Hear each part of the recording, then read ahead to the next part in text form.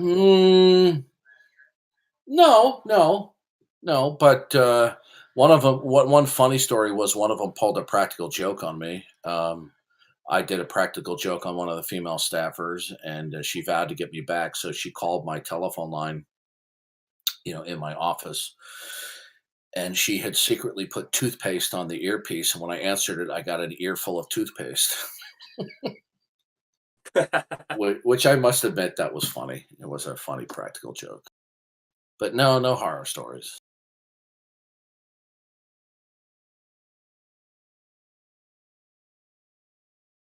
What was it that you did to her? What was the prank?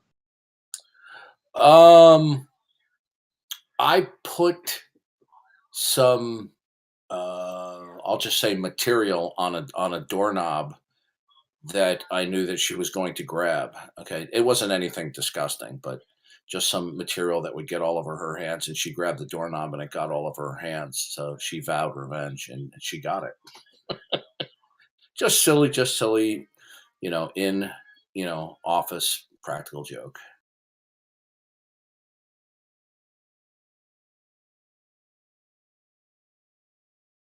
You guys ever watch that TV show, The Office?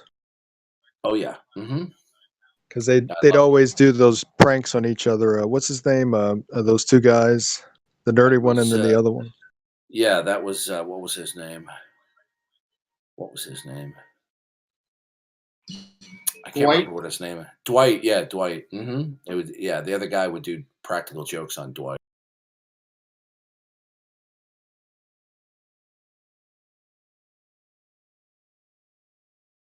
Yeah. So PZ Myers, I wasn't able to listen to what you had sent me there. That zip file because my tablet wouldn't open it. But I see PZ Myers went ahead and uploaded it on YouTube. The whole AMA. Oh, he did. Yeah. Well, he's a Yeah. feckless little coward for a guy who is such a rabid, staunch atheist. He certainly wimped out. I mean, what cowardice! Yeah, he ran away.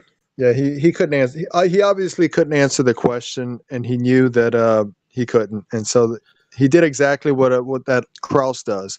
That Krause did with Canadian Catholic, because Krause was telling Canadian Catholic to go ahead and mute you, and so a guy was doing the same thing. They can't answer the question. I mean, but no, but to PZ Myers is an extremely outspoken atheist firebrand. Look how fast he folded like a cheap lawn chair. Okay, it only took me less than 2 minutes to get this guy to start folding. Yeah, and in my conversation with him, he admitted that he doesn't actually exist. Yeah. He doesn't believe he actually exists. He's just Yeah. a culmination of different parts, but it's just illusionary. His existence is illusionary. Well, he said that my question to him, he said what I was saying to him was sophistry. And I said, well, can you be specific? What did I say to you that was sophistry? And this guy with a PhD in biology, okay, says all of it. Yeah, that was just him trying to get out of it. Can you Now, imagine? Canadian Catholic should have let it continue, though. It would have been why was, I mean, it blows my mind that they would protect him, and all the atheists cheered. But wait a minute, I thought I only picked on white belts. If I'm such a doofus, then your preeminent atheist firebrands should be able to stand up to the scrutiny of fair questions. Yeah, all the atheists were saying, "Oh, he shut Darth down." Well, No, how can he shut you down when? How can he shut you down when he's the one running away? I mean, this is how psychotic they are. PZ Myers basically stuck his tail between his legs and he ran. That's exactly what he did. I mean, anybody who doesn't understand from listening to interaction that he completely fagged out, he completely was an absolute feckless coward. All right. How could anybody rationally say he shut me down? He didn't. He just refused to continue to talk because he realized that his usual atheist cliches and talking points were not going to work in terms of my specific line of questioning. I don't understand why Canadian Catholic didn't shut me down, because I was getting I got him upset. I made PZ Myers curse. He was getting upset. Maybe because you're Catholic, you know. Well, I Now told that her, was he fell right into it though, because I didn't even. I mean, the whole thing about the illusion thing, I didn't even expect that. That was just weird. So then I tried to, kind of get him off of that, because I think he drowned himself with that. But so I said, okay, let me get him back on track. And so he drowned himself a second time when he went ahead and answered the questions that I posed to him. And he answered them exactly the way in which, by his answers, he has no choice but to accept that God exists. Because his own answers would suggest that a God does exist.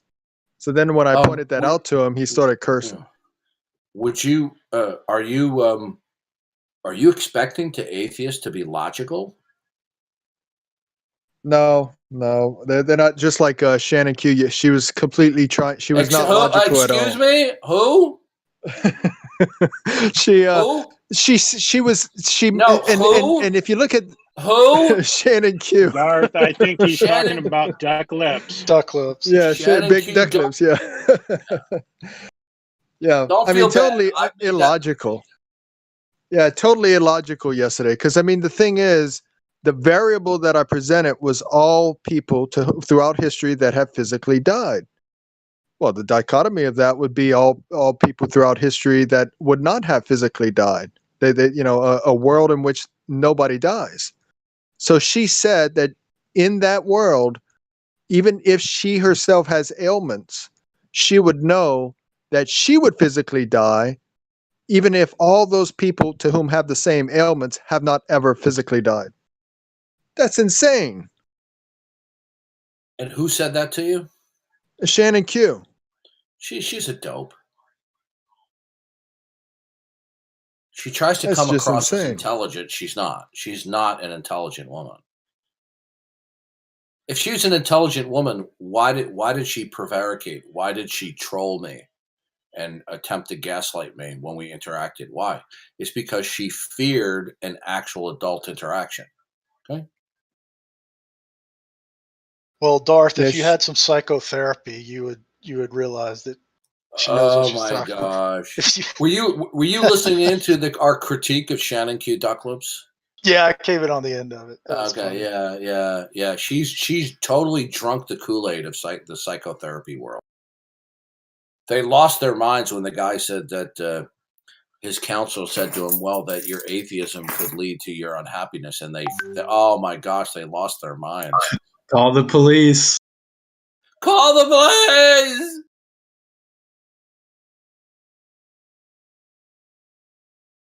Yeah, so her logic would be like this. Here's an analogy.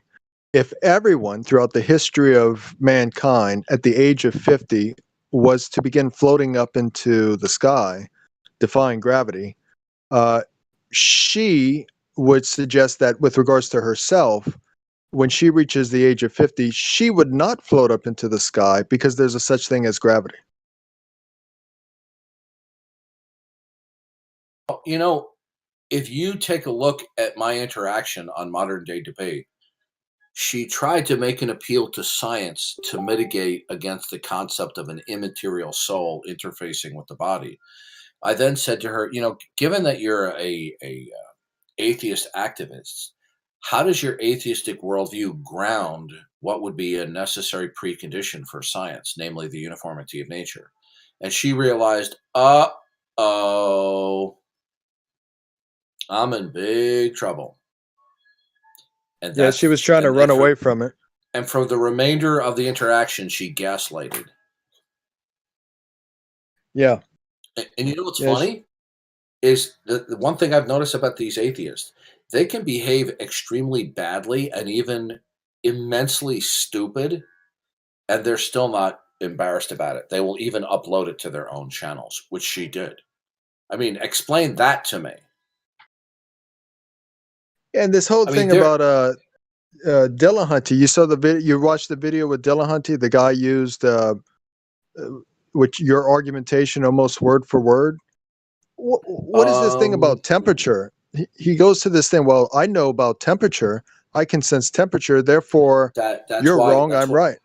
That's why I call him Matt the Bloviator, because he was not saying anything that was metaphysically substantive. Okay. Right? Yeah, it made no sense Can whatsoever. He demonstrate? No. What does temperature have to do with it? No, but you see, here's the thing: is in order for him to even lay claim to that, he would have to presuppose the uniformity of nature. That the temperature readings, even within his own head, stay this relatively the same to every day. Okay. And he can't justify that given his worldview. Look, he's a very poor reasoner. It's just that he's aggressive, he's nasty, and he's a bloviator. Okay, and obnoxious without cause, I should say, right? Because I know I get rough around the edges sometimes, but I believe that I have cause much of the time. But he doesn't, right? And the atheists love that. It's red meat for the atheists. That's why they love him. But when it comes to intellectual reasoning, he's not that good. I mean, not to pat myself on the back, but how many of you think he would remain cool, calm, and collected upon me questioning him on a one-on-one? I'd pay to hear that. I would pay to see that. He gets pissed at nice people. I was going to say that this morning. I would buy tickets to that. Well, he was offered to do it on Modern Day Debate, and he refused. And he's publicly stated he will not let me call in. Yeah. What's he afraid of? He's afraid of transphobia, apparently. Transphobic douche nozzles. Yeah.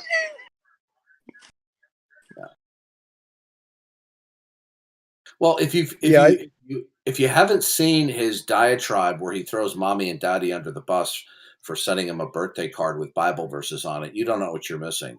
You're not going to understand Matt Dillabloviator to the extent that you need to without seeing that video, because that reveals a lot about his mentality, and that it's a bizarre video, folks. Bizarre. More bizarre than him dressing up in drag. Well, I would suspect that maybe he's a closet, tranny, but given the fact that he has had a goatee for all these years, that would kind of mitigate from suspecting that. So he does have sort of a weird face, though. That's true. Usually these trannies want to keep clean shaven. You don't see many bearded men who fantasize about being women. Oh, I went on to a YouTube stream today, and they had 2 trannies and 3 or 4 other guys. And I posted a comment. I said, "Oh, we have 2 dudes that are trannies." I said, "Maybe one day we'll have 3 trannies on a live stream." And they went nuts. Was it an atheist show? Yeah, I forget what the name of the show is. I'll have to look in my history to see what it was. Why are so many atheist trannies? What the? Why is it so common?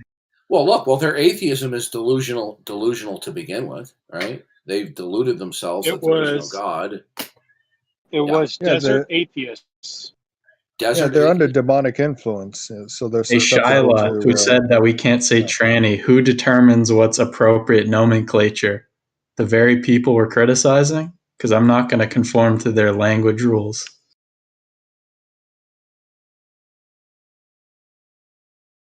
Is that the channel? Desert Atheists?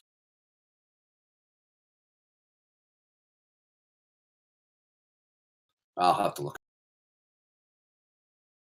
Noah, what do you think about this? How all the academics today are using feminine pronouns to represent all mankind? Like, it really bothers me. I'm reading. It really pisses me off. It's a capitulation. It's cowardice, because they're afraid. They're simply afraid of getting attacked.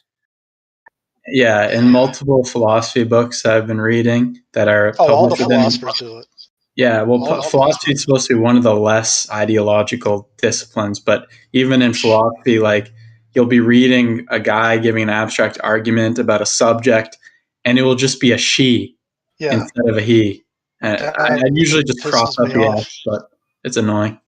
Like Alvin Plantinga does that all the time, and for the longest time I wasn't able to read him because he would do it. It's so distracting. Yeah, it really is. Now John Frame, I know John Frame in his book Doctrine of the Knowledge of God in the opening, he says, you know what? I'm going to use male pronouns to represent all humanity because that's the way we've always done it. It's the Christian way. In Christianity, the man represents humanity, not the woman. Of course. Like, I really liked him for that. You know, Frame has taken some wishy-washy views in the past, I think, but on that, I like that he stood firm on it, and I'm like, at least one theologian did. I'm sure there's some others, but I apologize. I'm looking for the video. You said Desert Atheists? I'm not finding it in my history here. The Desert Heathens? Desert Heathen. Oh, yeah, that was it. Desert Heathens. That was the guy with the crazy hair. Oh, is that the one the pot smoker with all the guitars in his room? No. That wasn't it. That was yesterday. I'm talking about today. There was another stream of atheists, and I pointed out that they had a couple of trannies on there in the text chat, and they go, "Oh, it's Darth Dawkins!" And all of them erupted at once, having a conniption fit. Let me look at my hit, see if I can find it. Yeah, they really went nuts. Did their wigs come off? No, they didn't. Yeah, flip a wig. Yeah. Let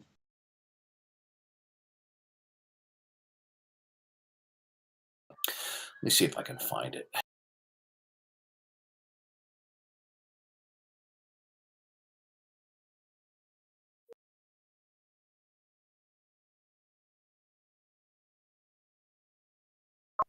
Yeah, shotgun. That thing you said reminded me of the swearing in of the American Congress.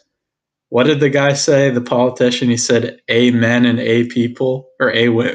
A woman. Oh my gosh. Amen and a woman. Said he was joking, which he wasn't. Yeah, I mean, God. If that's not the death of Western civilization right there in a nutshell.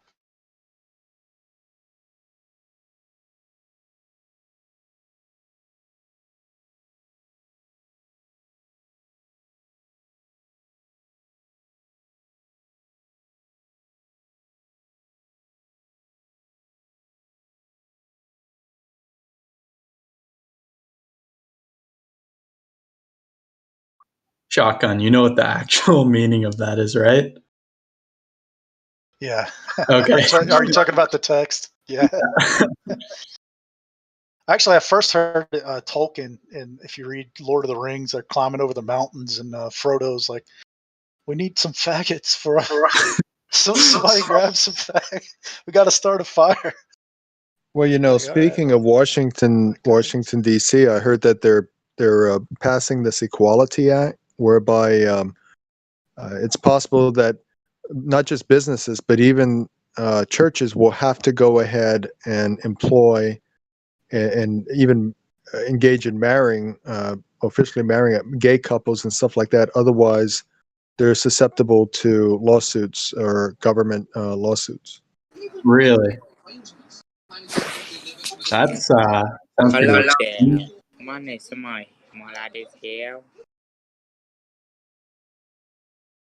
I mean, that couldn't stand up to the Constitution, right? Well, it's what essentially they're giving transgenders and gays and so forth a front seat with regards to rights, and they're telling all those religious or people that have religious views, now you have to take a back seat with regards to your rights. Yeah, sit down, Whitey.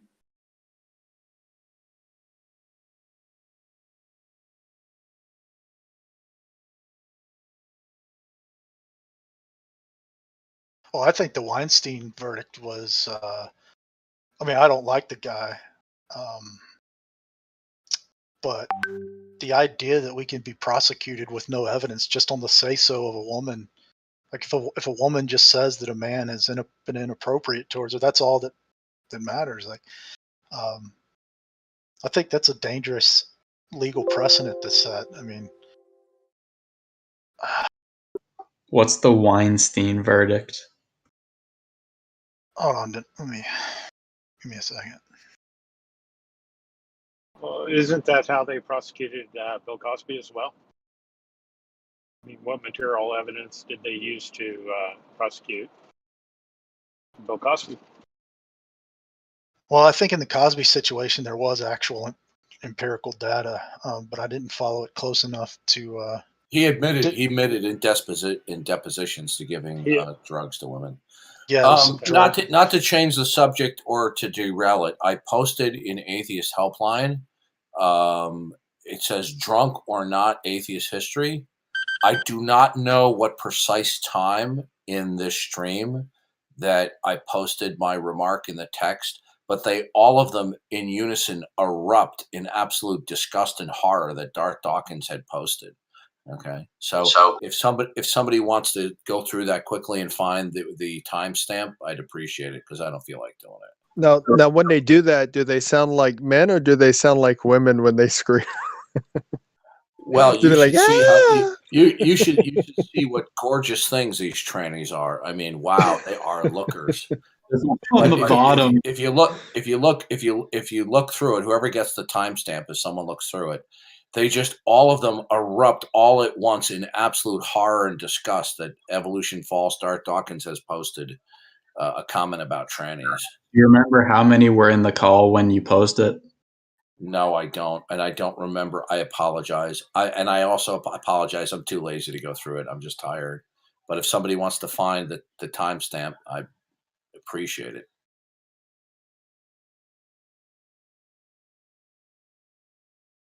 I mean, I wasn't too derogatory. I just said, "Oh, there's 2 trannies in the stream. Maybe one day we'll get to see 3 trannies live on a stream." And they, oh my gosh, they went nuts. They were so upset.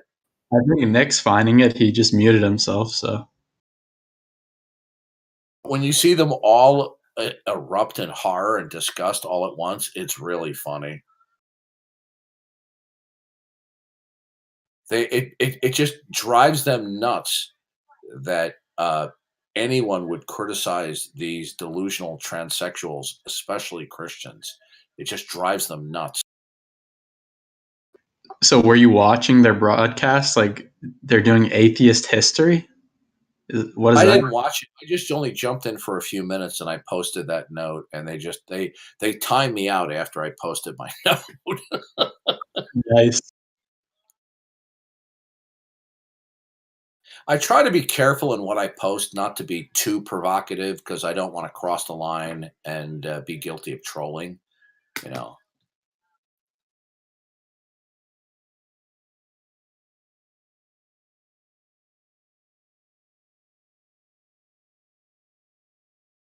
But yeah, they get upset. You know what they all have in common when you see these people on these YouTube streams? What they all have in common is they just have terrible reasoning.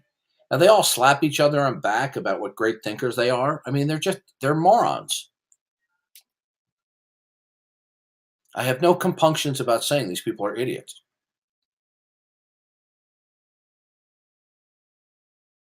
Shyla said also they have bad teeth. Oh, that's because one of the trannies was missing some teeth.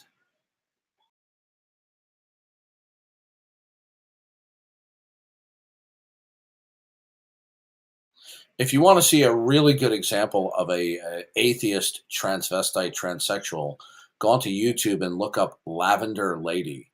Where do you see that beauty?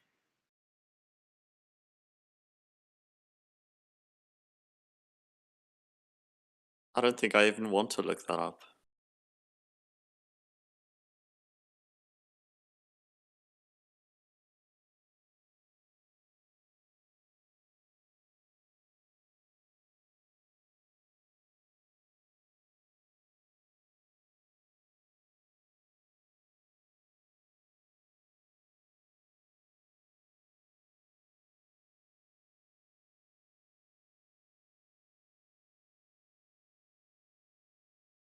Isn't it surprising how many of these trannies are atheists?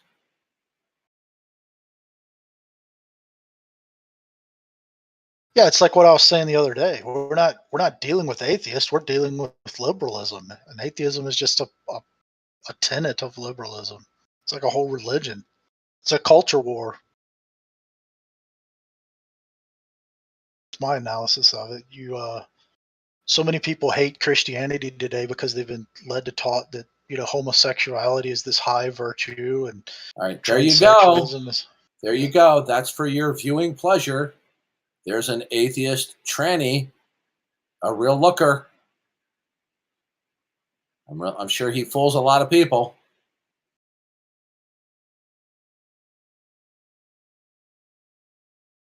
What do you hear the sexy voice that he has too?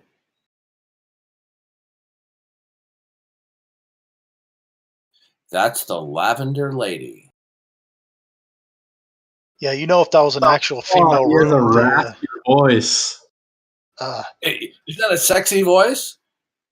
It's so low. It's lower than the guy. What I'm supposed to Darth? be doing. Is one of his best friends Burgundy Lady? Burgundy. I mean, here's a dude that fantasizes that he womans. He takes hormones to grow boobs, and then he wants people to take him seriously that he's a woman. I mean, these people are just a train wreck.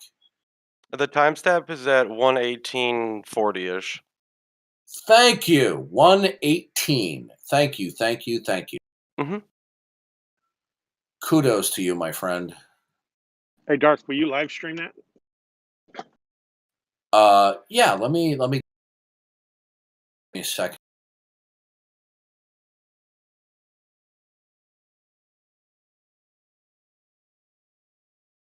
Give me a second. Okay, what was the timestamp again? 1:18:42.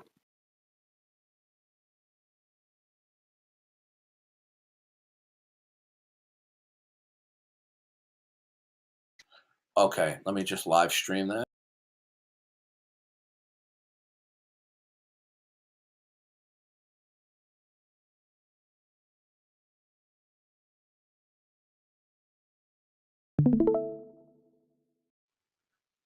Okay, here we go. Some degree. I would say the second parent, if they can afford to do it, is doing the better job. So are you saying that our God, if it exists, just sorry, can I just say something? Can one of the mods Yeah, get rid of that guy. Darth Dawkins, fuck off. That's Darth Dawkins. Darth Dawkins. Is it really? Gonna play a transphobic piece of shit. He Sorry, I sounds know like this is your stream, B. No, he's. You see how they're all losing their minds? Is it really? Don't say, is it really? Is that Bigfoot? Oh gosh, you hear the visceral hatred. Sounds like an angry bottom. He sounds like an extremely angry bottom. Yes, he is. If you ever want to hang out, I'll give you a hug. We'll go drink some coffee. When you I've feel tried like to coming out hug of the Darth woods. Dawkins. It doesn't go well. No, he interrupts. He's an absolute jerk. You can hug the bucket, but not this. Would you like to meet me in a dark alley sometime? Oh, wow. I think I understand the spirit of what you're trying to say. Okay, and if I don't, please correct me because it could be a mistake. You're saying why isn't this situation as premium as is logically possible? Yes. Okay. All right, that's about it. That was their mini meltdown. Darth, that guy in the middle is like threatening you. Did you guys hear how they're making threat? If I see him in an alley, I'm gonna. They go, Darth Dawkins in the chat. They go, no. But what's funny is if she actually ran into you in an alley, she'd be like, "It's a dude." Darth Dawkins? Is that you? It's not a she. It's a dude. No. Okay, I'm sorry. You guys. I mean, wait a minute. Not even Rosie O'Donnell is that ugly as a female. Come on.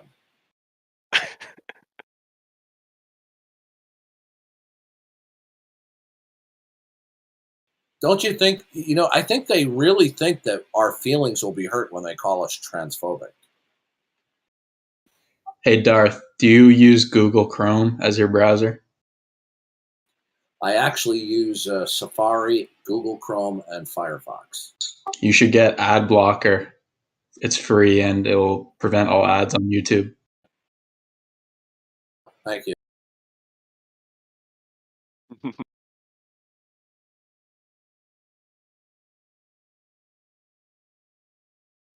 Yes, I use the ad blocker all the time in my Google Chrome browser. Yeah, but if you watch movies on like a pirate site, it won't let you play the movies, right? So I keep having to turn ad blocker off, and it's like, how do you? Well, for most ad blockers, you can turn it off for particular websites.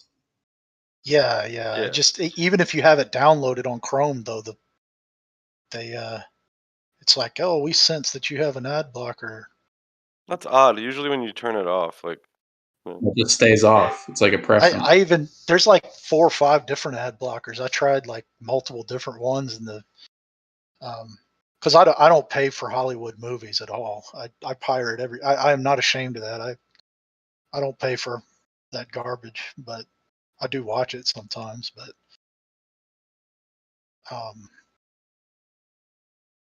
yeah, so I'll try a different one. I mean, it's been a couple months since I tried it, but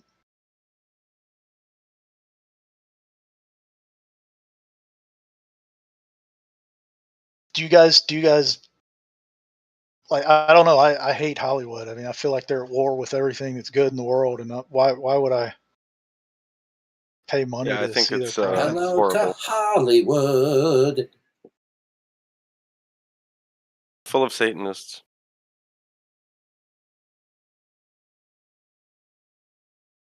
Mark Dice did a book about Hollywood, and he used the lettering for the Hollywood sign, and they hit him with a trademark infringement. Wow. That's next level bullshit. Well, it's this distinctive letters is trademarked. I actually really like the way Mel Gibson talks about Hollywood. I don't know if you guys have heard him talk about Hollywood, but it's good. Did you see Fat Man? Not sure. Fat Man it was his recent movie where Mel Gibson's like Santa Claus, and No, I don't think I've seen that at all. I'm still waiting on a sequel to The Passion, man. Let's see what this Yo, guy just real quick. He's working on it. Nice. Yeah, a lot of people say it's going to be really good. Not that I support the movie. I don't. I wouldn't even watch it. But that shocked Hollywood because it made so much money. It just blew them away. Wait, why wouldn't you watch it? Because I don't think it's biblical to have an actor portray Jesus. The only accurate rendition we have is the scriptures, and that's it. It's difficult enough for human beings to get up and do teachings and accurately divide the word of truth, than have some actor portraying Jesus. I consider it, if not, or almost close to blasphemy. I don't know. There was, I don't know, like I really humbled myself to the awakening it brought to many, like people that, I don't know, they've obviously heard the story, but seeing it, like, it does have an emotional impact to it, and I think it was well done. Well, I don't question that at all, and I don't have any antipathy toward Mel Gibson. I happen to like him as a actor and a director, but that's where I cross the line when they're impersonating Jesus. I think that's to put it mildly a no-no. I mean, I I'm guess not going to condemn somebody else who watches it or enjoyed it or whatever. I just tell them, what my view is, and that's it. Yeah, fair enough. I can't remember what the actor's name was. Make a bundle. Yeah, the sequel is going to. Well, look, the religious movie-going community, people are gullible. Mm-hmm. Wasn't it the highest earning R-rated movie? I don't know, but it made hundreds of millions in profit. Wait, but wasn't it like 20 years ago? So wouldn't they have to pick new actors for a sequel and all the rest? I don't know. I don't They think can do pretty good 20 stuff years with ago? CGI. No. I don't think it was that long either. No. I don't think When was it made? Like 2006 or something? I don't know. Either way, I know that like the actor that played Jesus had some advice given to him from someone else in Hollywood. He's like, there's 3 things you never play, and he's blah blah blah blah blah blah, and Jesus. You never do those things. There's movies from the past from where 2004. Yeah, I was just saying, like, there's movies from the past where people have played Jesus and kind of got away with it. Like, it doesn't really destroy their career. But for this, He was hit by for this lightning one, several times. yeah, 3 times. I actually watched that. Yeah. Oh, It's like God's kind of he didn't die. Nick, Let's give him that. Nick, He didn't you're die. baiting me, aren't you? Can we review that later? That'd be funny. Hey, you did say to press you on it. What a fool Thomas Westbrook is. What a fool. I think you should expose him right now. Oh, you know what? I'm kind of tired right now. Oh, Can we okay. do that tomorrow? I mean, Well, I promise dude, you we'll do it it's up tomorrow. to I'm you. just tired. Oh, I would love to do it, but I just don't want to run out of steam, you know. Of course, man. I'll do a commentary on Thomas Westbrook tomorrow. I love the part where he attacks the Genesis account that he says it's falsified by science. And then I said to him, Thomas, are all conclusions in science provisional? And he was just like, he looks into the camera like a deer in the headlights. And you'll notice they pulled the tactic of just over talking and monologuing and not allowing a level playing field of a fair interchange, because he would have gotten his head handed to him. Yeah, Jamie kept stepping in like, I think what Thomas is trying to say is... Yeah, Jamie never fails to deliver. I love the part where Jamie gets so heated at you. Dude, he gets so mad. He gets so mad, dude. He's clenching his fists. He's red in the face. Well, interestingly enough, this was my call-in before my second call-in to Eric Permboy Murphy, where Eric Permboy Murphy learned his lesson, okay, not to let Darth Dawkins call in and ask you a question, okay? And on that second call-in with Eric Permboy that took place after this one, he would not let me get my question out. I just saw today that you did one with Mandisa Thomas, and I haven't seen it yet. But I is don't there remember that. I don't remember that. I mean, I've done. I won't say so many, but I've done enough that it's hard to remember them all. You know. I'll link it. If I could get through more, I would actually do a lot more than I already have. Hey, someone want to mod the chat? They're blaspheming the Lord. Who? Coinichu. What is he doing? Can you give me a timestamp? It's just 8:53. Yeah. It looks like it was deleted. I'm not seeing it. It just got deleted. I got him. And so, like, I was just thinking, like, earlier today, I was like, dude, I wish Darth would interact with Mandisa, because, like, I just think it would be so funny. And then I freaking find out you already did talk to her, which is just insane. It's insane, dude. She's a dope. I can't wait to listen to this. She is. She's a dope. Mandisa, what a dope. Okay, this is gonna sound horrible, but I feel like Matt, like, takes advantage of the fact that she's black and a female. Like, What's with the screen name? Call her a person.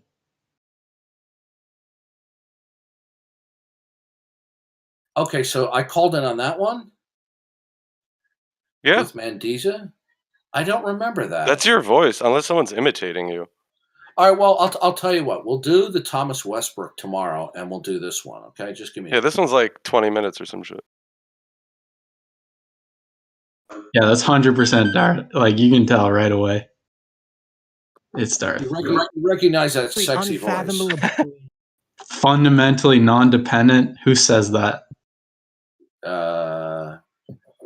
really sexy guys. Cornelius Van Til. Cornelius Van Til, yeah. What's the timestamp when I begin? Do you know? Oh, it's like within seconds. From the beginning? That face. Yeah.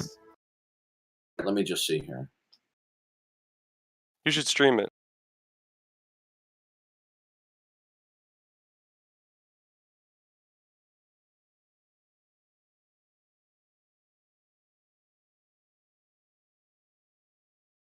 Damn, so you've probably never seen this.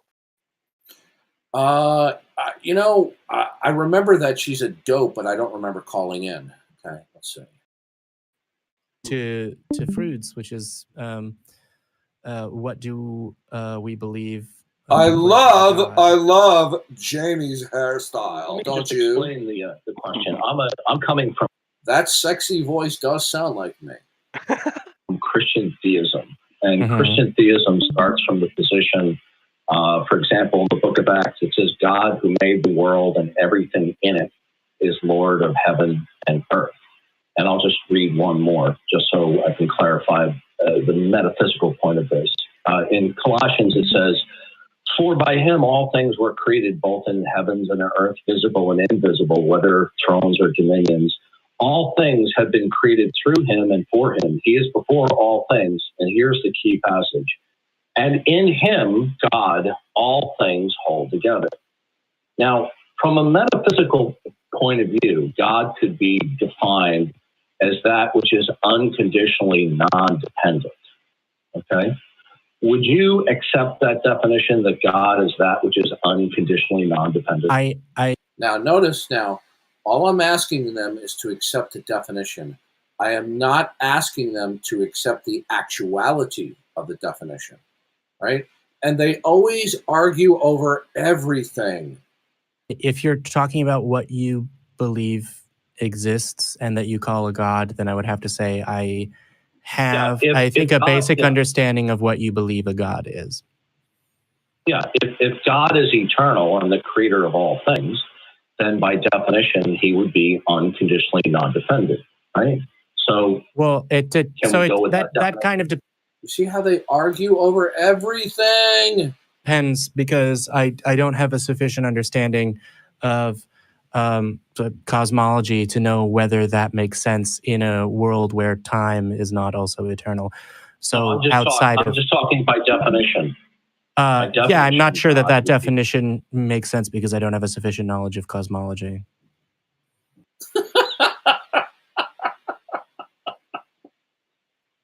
How many stupid pills do you think Jamie overdosed on that day?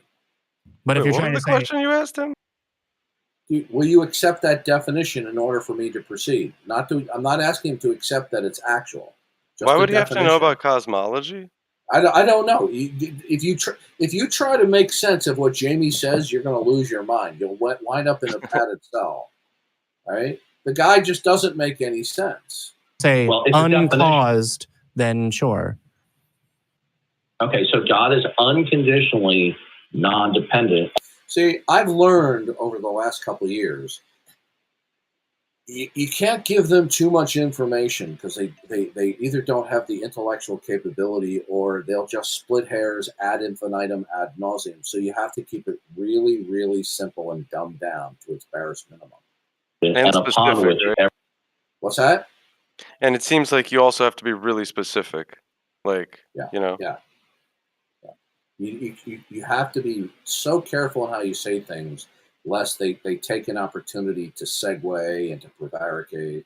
Everything depends. So from a Christian theistic point of view, look at Mandisa. She's not listening to me. She's just checking out the phone. Yeah, she's just sitting there playing with her phone. All right. you got Mandisa. You got all day long. You got this sexy voice on the call in, and you're not paying attention. What's wrong with you, Mandisa? Yeah, I wouldn't be surprised if after not paying attention for like a minute, she just looks at the mic and she's just like, "Prove the Bible. Prove it." Please, you're gonna make me lose it. But isn't Jamie just a piece of work? I mean, is this guy not hysterical? I like his 3-piece suit.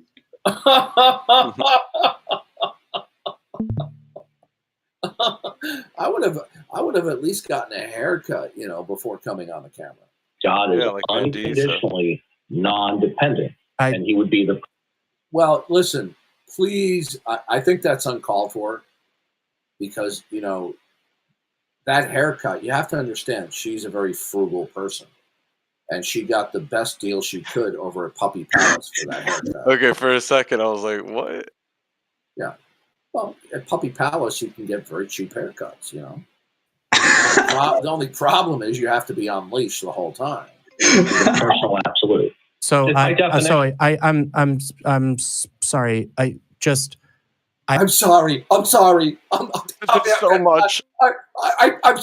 I'm sorry.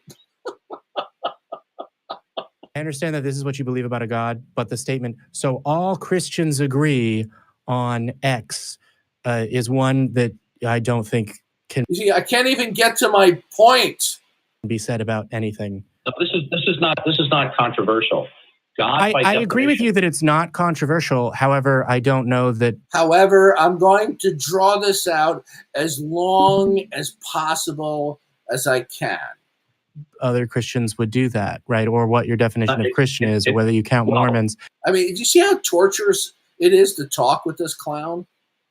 Right. Like those words may very well be words that Christians object to because they're not in the Bible, right? I'd like to get to the question. Yeah. So I'd like to get to the question. Okay. So God is defined as the creator of all things. So if God is the creator of all things, then by definition, he's unconditionally non-dependent. Since you lack belief in God, all right?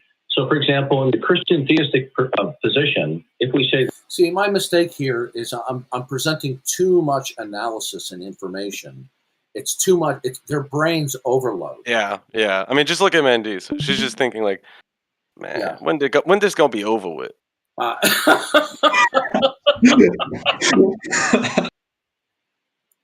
No, so I have to really criticize myself here. Too much talking, Darth Dawkins. You should have just kept it really, really simple. This was 2 years ago. You did say in the last couple of years. I'm getting better. I know. I'm getting better. I'm working. I'm working on it. I'm walking here. Say the grass is green, then the intelligibility of the grass being green would depend upon God as that which is unconditionally non-dependent, since he's the creator of all things. So to be clear, this is a mistake. See, I should not have gone into all that detail, because this is overload for them on a call-in show. They just simply they don't have the capacity or the willingness to sit down and think of it. This is why you have to keep it really, really simple. So looking back on this, I would fault myself for presenting too much information, too much wordiness. To be clear, anything at all would depend on God creating. I'm trying to get to my question. All right, yeah. I'm just We're with you. Wait, can you pause there? How is that an object? This hair splitting is unbelievable. You said, for example, the grass being green is dependent on God. And he said, to be clear, everything would be dependent on God. Well, obviously that's your position. So he's just hair splitting. Of course. Well, that's what they do. That's their MO. Question. Yeah. Right. So in the Christian theistic perspective, which I hold to, the intelligibility of any... Mandisa, put down that phone, woman. ...stated fact would only be in virtue of God, because God is unconditionally non-dependent. Look, she's playing a game. Can you see that? She's literally playing a game and not listening. If you look at her fingers, she's not typing anything. She's playing. Maybe she's on Tinder. Maybe she's swiping. I mean, this was 2 years ago. Tinder was really big back then. Did you say Grindr? Oh wow! No. Dependent. But since you have a lack of belief in God, yeah, that hasn't met its burden of proof. Oh man, Jesus back in the conversation. What is it in your worldview that is unconditionally non-dependent and an impersonal absolute that will provide for the intelligibility of any assertion? You see, shaking her head. This is overload for them. This is too much for them to understand. Go right? back like a few seconds, dude, and notice Mandisa's head is exploding as you say that. Yeah, you just ruined the flow of their whole show. I know Pay that, close but attention I'm to being her head. honest here. Listen, I really made a mistake here. It's too much information for these pea brains to understand. That's why when you do, because you have such a limited opportunity. Okay, so that's my mistake. Too much information for them. The head shake is really subtle. I know that, but you know what? Listen, we're criticizing the both of them, but on the other hand, we should, recognize that Mandisa has excellent taste in hearings. A worldview that is unconditionally non-dependent and an impersonal absolute that will provide for the intelligibility of any assertion. What is? You see, I'm not doing well here because I'm asking this question as though I were in a Discord hangout where there's plenty of time to unpack all this stuff. Yeah. Lesson learned, dude. I know, but but also, like, maybe you were giving them more credit than they deserve. Maybe you were assuming that they were intellectual enough to understand what the heck you're saying. Yeah. Well, I don't know about that. I mean, dude, they're both lost. They're lost. Like, Jamie reached for his pen as if he's going to read notes, and he just started twirling it. Yeah, he's doing the fake I'm taking notes on camera routine. I don't assert that there is such a thing. Before you... All right, we got to wait till this commercial is over. Then you will destroy... No, I don't, because the world... Well, you haven't even heard my No, you haven't heard the full content of my response. The world... Notice how, like in my previous call, how they constantly cut me off. It's just constant cutting off, constant interruption, constant hair splitting. does not live or die or be destroyed or created based on what I believe about it. I exist in a very, practically unfathomably for humans, large universe. And if I died tomorrow, absolutely nothing except, the nature of me being alive would change. So whether or not I have a complete understanding of the universe doesn't change anything about it. And it's also not absolute. Period. Right? What was she saying wasn't absolute? The fundamental reality or something. I guess you're going to have to go back. I think she was talking about the universe in general. Jamie's rebuttal is just to make a bunch of metaphysical claims. I think she just said that because she's actually dumb. Like, to be honest, that's not even I don't know why she said that. I think that's unfair of you to say that about her. I mean, I know we're critical of them, but it had to require some intelligence for her to pick out those earrings. If you're going to state any fact, a fact is only a fact with respect to the system. And the system is going to have to... See, this is too complicated for these dumb atheists. She's back on her phone. Yeah, she's back playing. Yeah. She's back playing. No, she's back playing. What's that? Candy Crush. Angry Birds. The Angry Birds.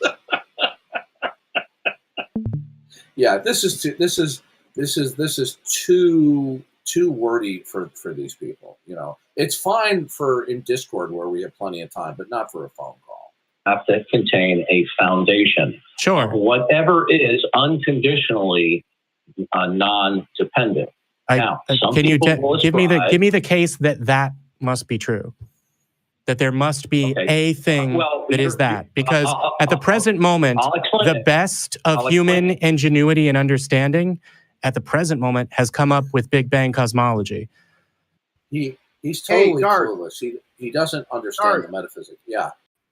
They changed your name at the bottom from caller a person to caller definition trap guy. Yeah, I didn't notice that. That's your new name, bud. Definition trap guy. Oh God. Yeah, I'm not doing a good job here. Not that what I'm saying isn't accurate. It's just information overload because they're used to thinking in terms of atheist cliches, catchphrases, and slogans. They're not used to having really good metaphysical discussions. So, No, that has nothing to do with. You're confusing. You're talking confusing about existence and cosmogony. things existing and the universe as we know it. Right, The current greatest I'm not model talking about the is that. universe. Yeah. No, I'm not talking about cosmogony. Okay. So what I'm talking about is metaphysics, which is even beyond that. Which right? is sorry. Now, when you say metaphysics, do you mean the existence of things? Cutting me off. You keep cutting me off when I'm trying. I'm asking clarifying questions. I know that, but I haven't finished, and you keep.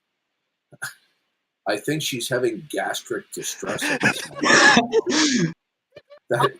You know, she ate at Taco Bell an hour and a half ago, and it's backfiring on her. Look at the look on her face there. Oh my goodness. Oh, I hope there's a ventilation fan in that studio.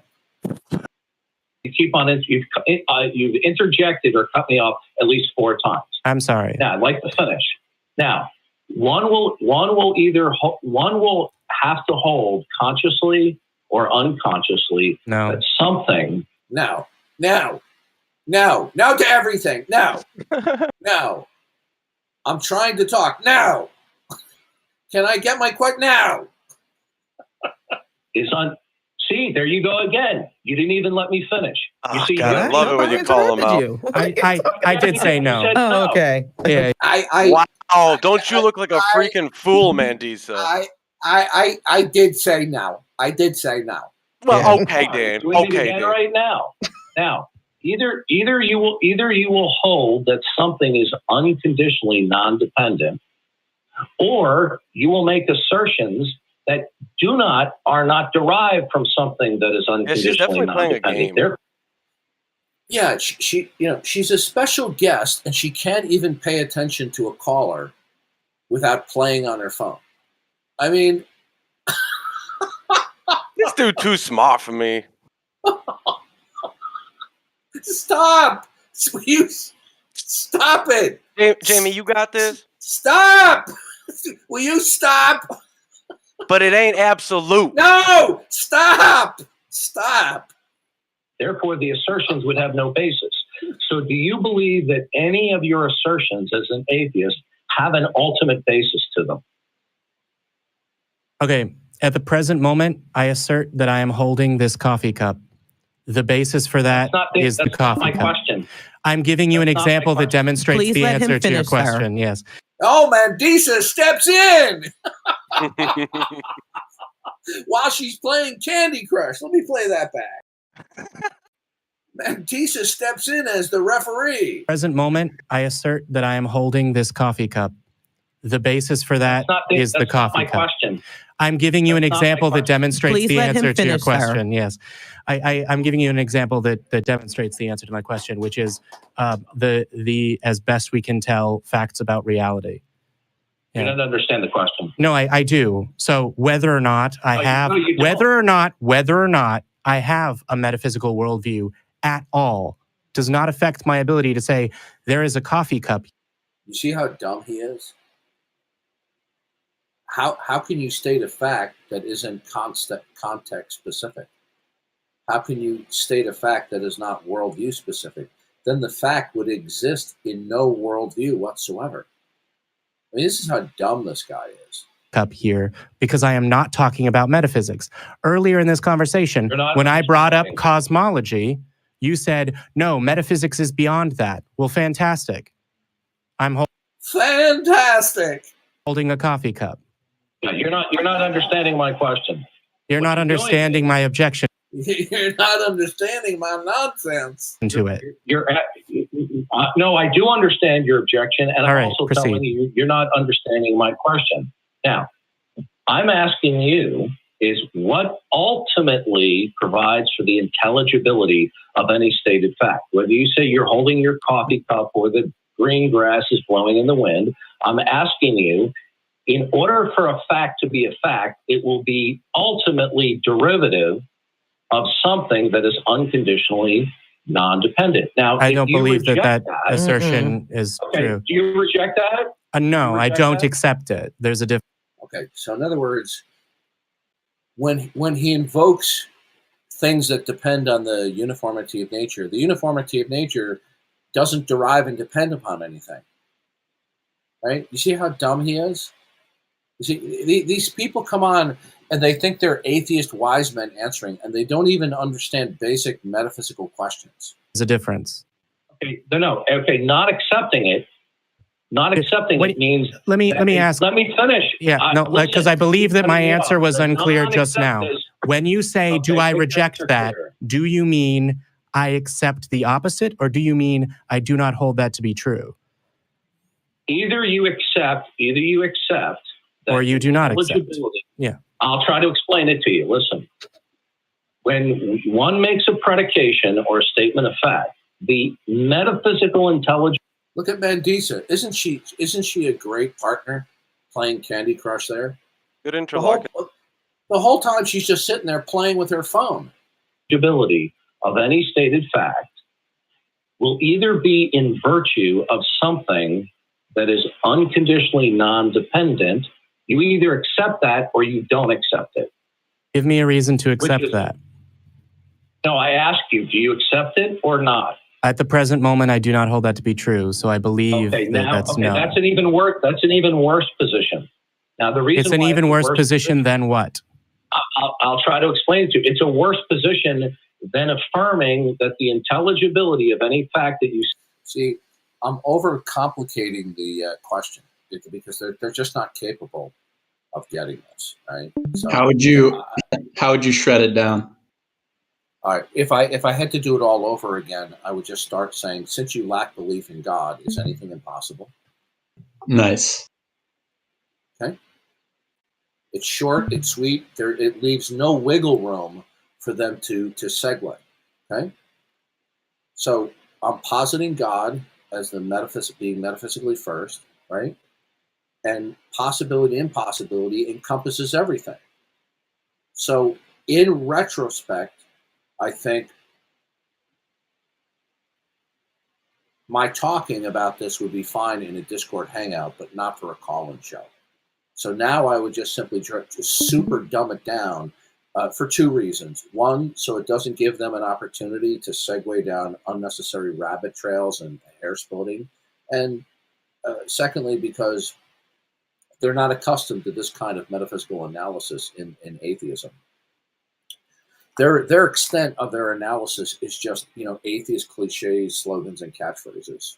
So I fault myself for the way that I presented it. Not that the content was faulty, but that it's too complicated for them. You state is derivative of something that is unconditionally non-dependent. Cool. Now what you're saying is persuade me that that's true. No, you're not understanding it. Let me finish and I'll explain it to you. Mandisa's having the another self-cleaning water here. bottle.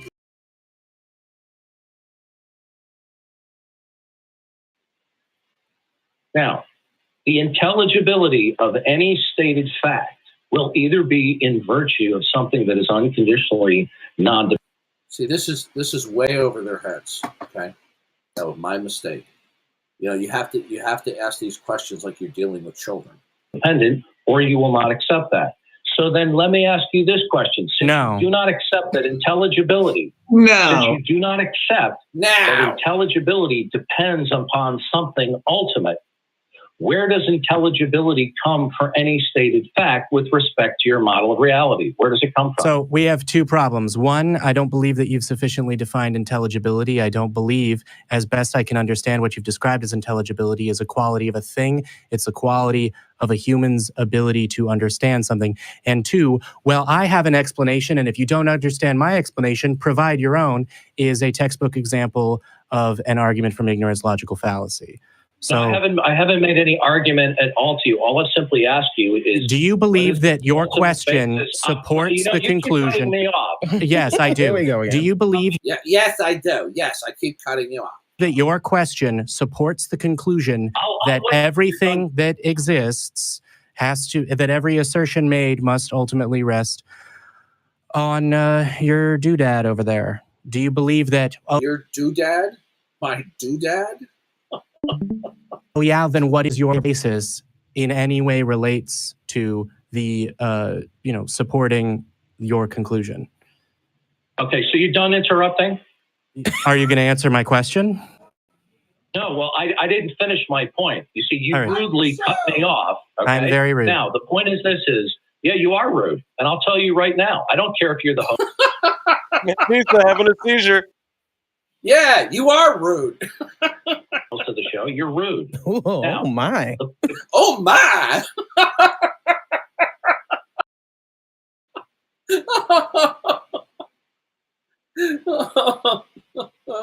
Here she is. She's not paying attention at all, playing on her phone. What is she just there for? Set decoration? You see, you All right. rudely cut me off. Okay? I'm very rude. Now, the point is yeah, you are rude. And I'll tell you right now, I don't care if you're the host of the show. Look at Mandisa. Look at the look on her eyes.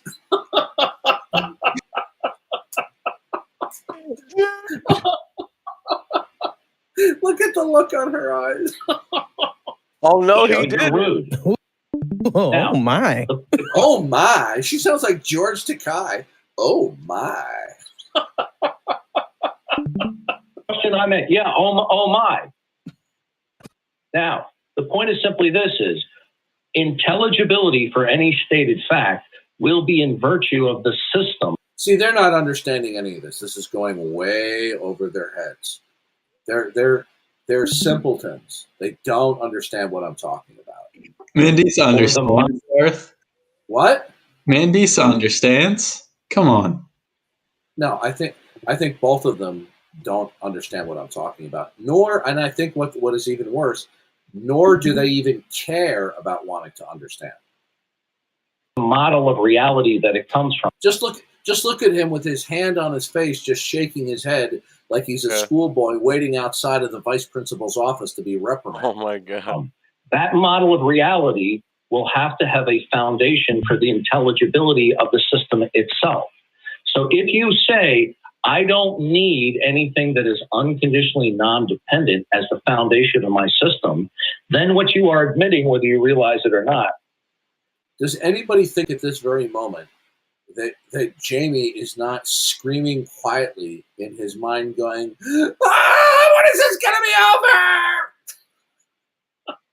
Is that the intelligibility of your assertions doesn't depend upon anything. Yeah, so here's the problem is I haven't said that.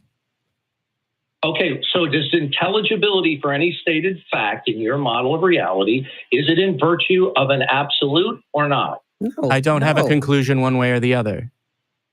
So you have no basis for your assertions then, is that correct? No, I told you earlier what that was. Listen, you've been making the case. No, the basis You've been will making be the case. that Now you're interrupting me, sir. Yeah, you've been making the case. You've been making the case that the intelligibility of any assertion depends upon your conclusion being true. Please make that case. I'm asking you. Yes. How do you have intelligibility without a foundation for your system? Can you explain that? I need you to define intelligibility. Here we go with more hair splitting, right? More definitions. Yeah, I thought intelligibility. Guy. What? I thought you're the definition trap guy. He's asking for more definitions. Yeah. But you got to admit, Mandisa is, great eye candy. She's just sitting on the side with Jamie, sitting like a bump on the log, just going, nodding her head with him. Yeah, just nodding her head, playing Candy Crush, and just going, oh my. Yeah. It means that for any stated fact, it means something in reference to the foundation of your model of reality. Reality. As can possibly be perceived. See, this is the go-to phrase in all atheists because they don't know what else to say. When you ask them, what is it that's fundamental? What is it that is ultimate? They go, reality. But that's an incoherent answer because when you appeal to reality, all you're appealing to is what is called metaphysical pluralism, that all discrete particulars just simply exist in and of themselves. And they're Can I ask eternal. really quick, what is a discrete particular, or is that just too complex of a question? No, it just simply means that something that is a particular that is not a part of something else. It's intrinsically separate. Non-contingent? Yeah, a discrete particular. That's a term that I use. It's not a technical term. It's a particular that cannot be subdivided any further and it's complete. It's independent of any other particular that exists. Right. So if you say reality, Darth, from what I've heard from you before, it would be absurd because you're including in that set things that are contingent. That's right. Very good. Excellent. Yeah, because then reality would be the abstract set of all things. But if some things are contingent, then it's not coherent, because contingent things are not fundamental. They're not ultimate. So when they say reality, they're just saying metaphysical pluralism. In other words, the totality of existence is just simply an array or a plethora of unconnected, discrete particulars that exist in and of themselves, right? That whatever the most fundamental nature of these particulars are, they just exist in and of themselves without derivation, without dependency on anything, and that there's an array of them, right? And then it would be what imposes the correlativeness between them, which would be like one of the many kind of thing. That's right. So I have to admit, I think I did a bad job, because although for a Discord conversation that would be fine, it was too overly complicated. And you see, I've realized through the years that you can be spot on what you're saying, but if to the atheist, if they're not following along, if they don't either have the capability to understand, either through lack of interest or lack of understanding these issues, their eyes just glaze over, and then they just respond to one or two things unrelated to the central point of what you're trying to get across. So I think I'm more at fault in this conversation than they are, right? Because it's too complicated for them. I should have really. You're being really extremely charitable. I should have really dumbed this down for them. Perceived by myself and other human beings. Okay.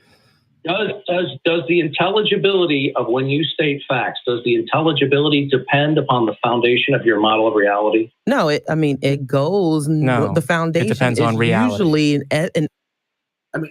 they're totally clueless. I'm going to play the question back again. They're totally clueless in answering. They're deer in the headlights. Watch. Ability of when you state facts, does the intelligibility depend upon the foundation of your model of reality? No. Does the intelligibility of facts depend upon the foundation of your model of reality? Well, the answer is, of course it does.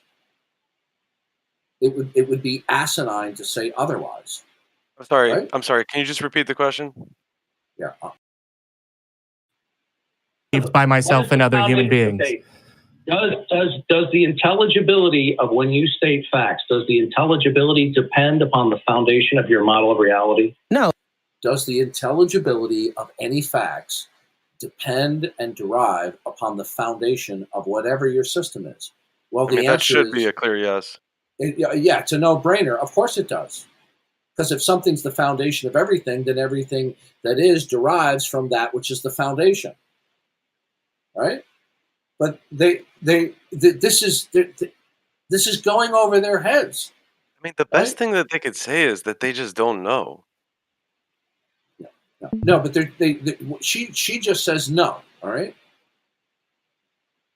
No, it goes. No, the foundation. It depends on reality. Usually, it depends on reality. Okay. See, this is when there are deer in the headlights. They don't know what to say. Or Mandisa. Yeah. Maybe Mandisa's about to have a big brain moment, Darth. I don't know. I think you're underestimating her. Or it could be a bodily reaction to, her trip to Taco Bell. Who knows? An evidence base, meaning that You're not understanding this. No, I understand it at all. It sounds like you're word salading us, sir. Yeah. Wait, what was her answer? No, because what? I'll play it back. But yeah.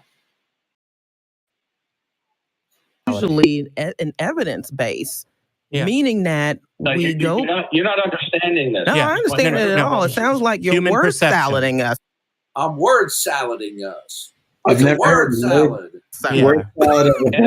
Evidence is a contingency situation. The It's also foundation not an of your absolute model- either, which you seem to be proving right now. What is not an You're absolute? not understanding it, man. Yeah, my bad. Listen, it's a What combination. is not an that- absolute?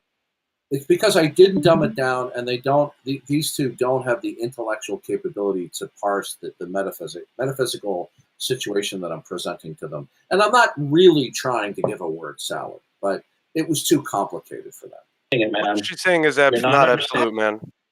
I don't know. I'm not understanding you at all. You're absolutely right. Oh, now you're admitting you don't understand. Yeah, because you're playing Candy Crush on your phone.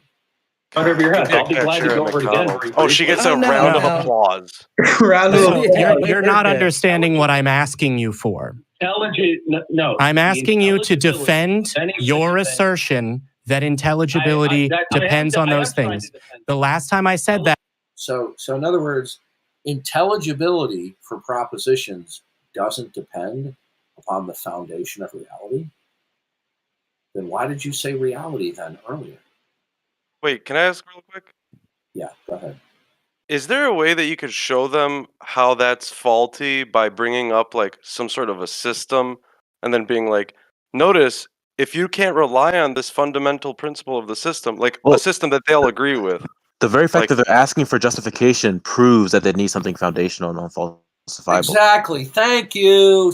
You're spot on right there. Whenever they ask for demonstrability, what I'm just simply saying is, how do you demonstrate fundamentally and foundationally in your system that intelligibility is actual, whether or not you believe it?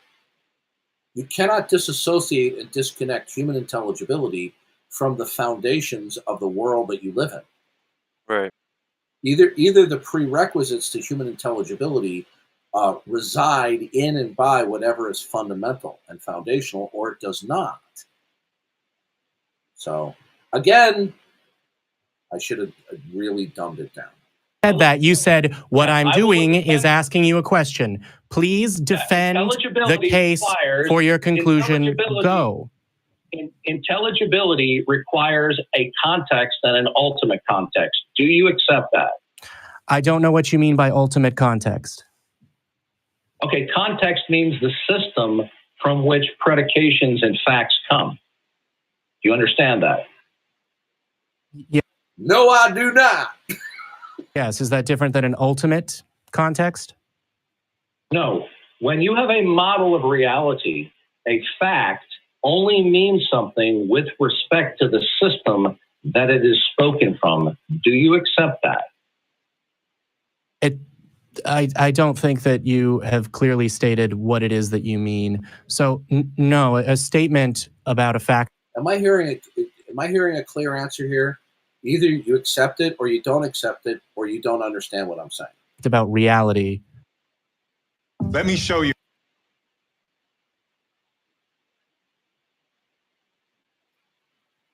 Is only valuable in terms of how accurate it is to reality. Whether or not I have a metaphysical justification for my statement is irrelevant. Yeah, you didn't understand what I just said. You're just being argumentative at this point. I'll explain it to you again. A fact only means Listen, so respect to the system. If you understand that? How can a fact mean something outside of any context? Here, hold on a second, because my co-host is in the audience today and would love nothing more than to talk to you next week. And we're actually running up towards the end of the show. That's Eric Kernboy Murphy, who, when I called in the next time, he refused to let me get my question out. So he's freaking out in the audience right now. Did you notice that Jamie put his hand up because he was going to come on camera? Oh. Even thank patrons. I will apologize for the level of rudeness that I've subjected you to. Half of what I've said. Yes, and if you would like to call back next week, I know that my co-host probably has spent more time researching this. Are you unable to dealing with the question? Are you unable to deal with the question? Yeah, you're the answer atheist. You should be able to answer these basic metaphysical questions given the fact that you're atheist and this is a call-in show. You're the people with all the smarts, right? In the meantime, I will be able to communicate with you over email and also to look up the history of metaphysics and philosophy on these topics and have a better, more informed conversation. And meanwhile, in between, Mandisa will be practicing away furiously on Candy Crush. Additionally, I apologize for the rudeness I've subjected you to in this call. Running out the clock. No, I'm not. I'm asking you to call back next week when we have even more time. I'm not running out the clock. Okay, well, I'm asking you to go to overtime. How much time is left? Well, to be Not clear, enough time for you on there's this portion of the show. Yeah, to now, be clear- I'm not going to apologize for being rude here. to be clear. Now, she told me, didn't she? She put you in your You can be rude if you want. I feel like a school child now. Yeah. So EF, there are 3 other callers, and a lot of them have been waiting since even before the show started. Right. So because you want to be argumentative, you cut me off 6 or 7 times, and then you brush me off. So right now, I'm trying to offer you the opportunity. Yeah. Okay. I don't think there's any more we need to play. He's so charitable. Incredible. Well, that was fun. Well, I take some of the blame for the failure of that phone call. I presented it in an overly complicated way that was, I think, beyond their capability of understanding.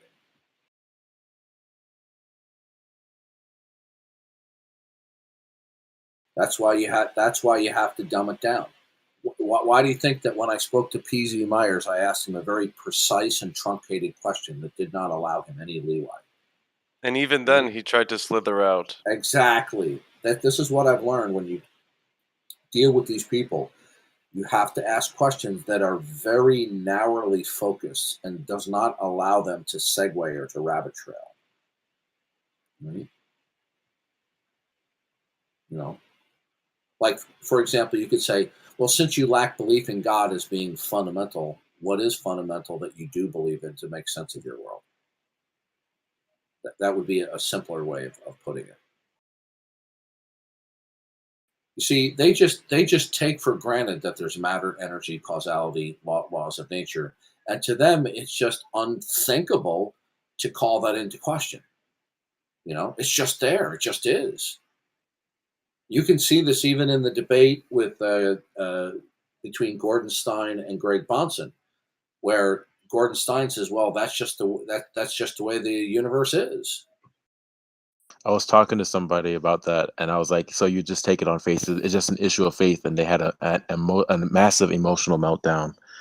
The likes of it, no one has Darth ever Dawkins seen. lingo, they had an acute hemorrhoidal attack. Yeah.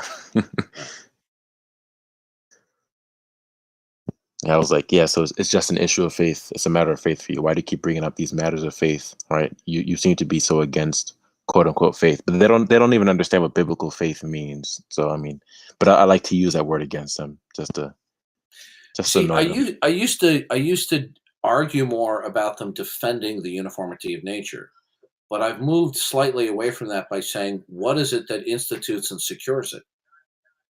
It's because if there's nothing identifiable that institutes and secures it, then what is the point of them asserting that it is? Right?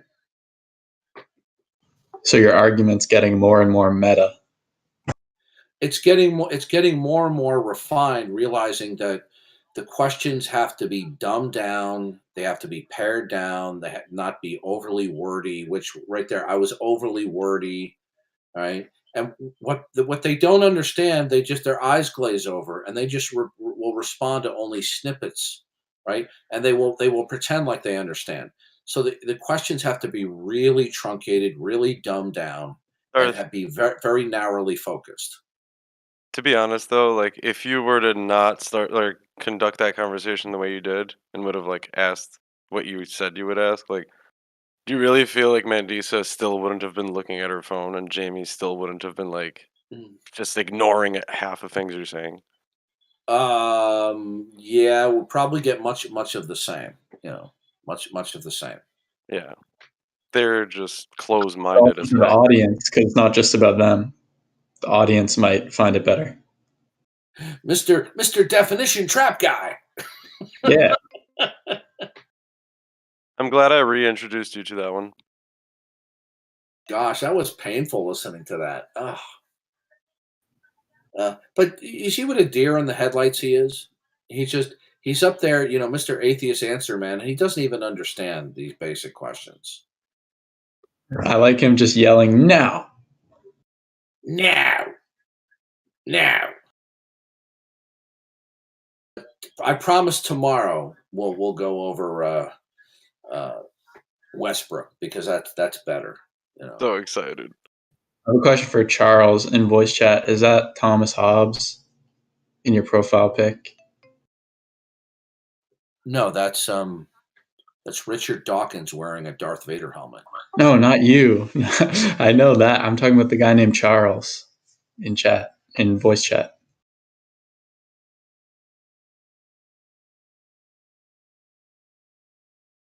With that creepy long hair, he looks like Steve McRae.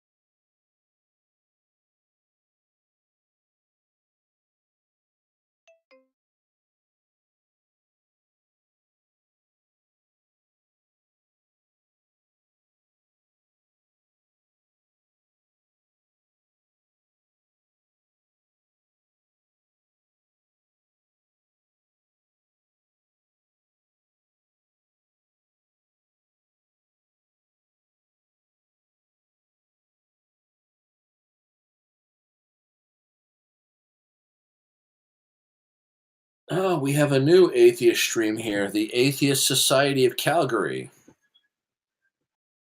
Yeah, I was just about to tell you about that.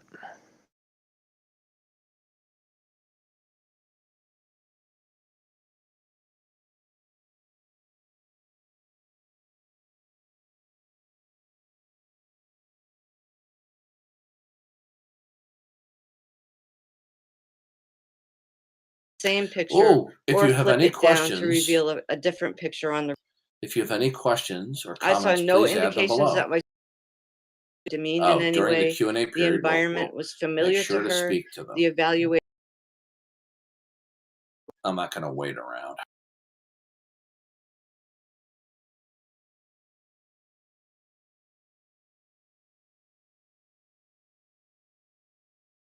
I must admit, though, I wouldn't want to be in a debate with Mandisa.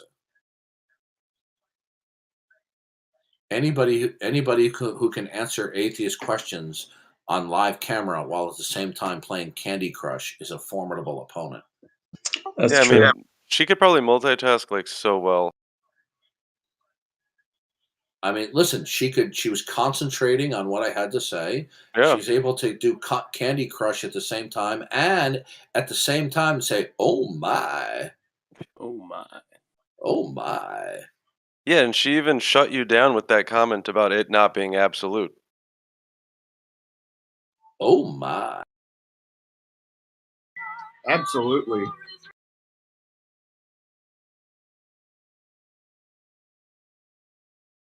Tell me whether you think, did Mandisa sound like this? Oh my. Oh my. Oh my. Oh my. Oh my. Oh my. Any resemblance? That was great. Oh my.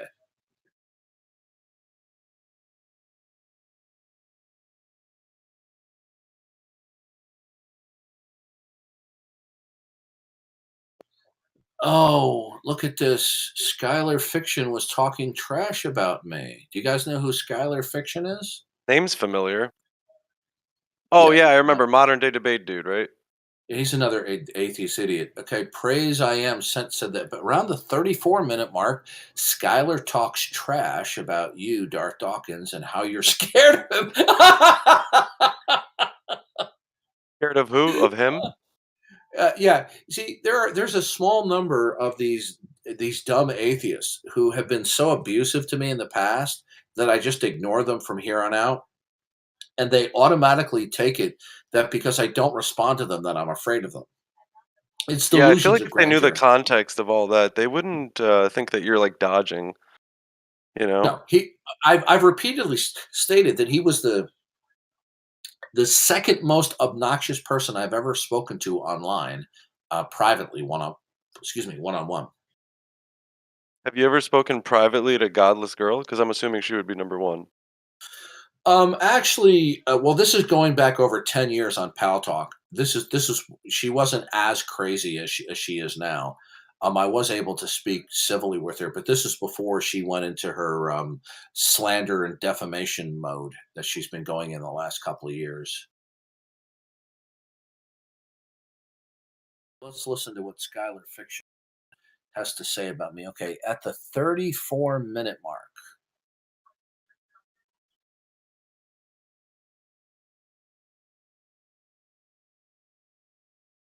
Give me a second.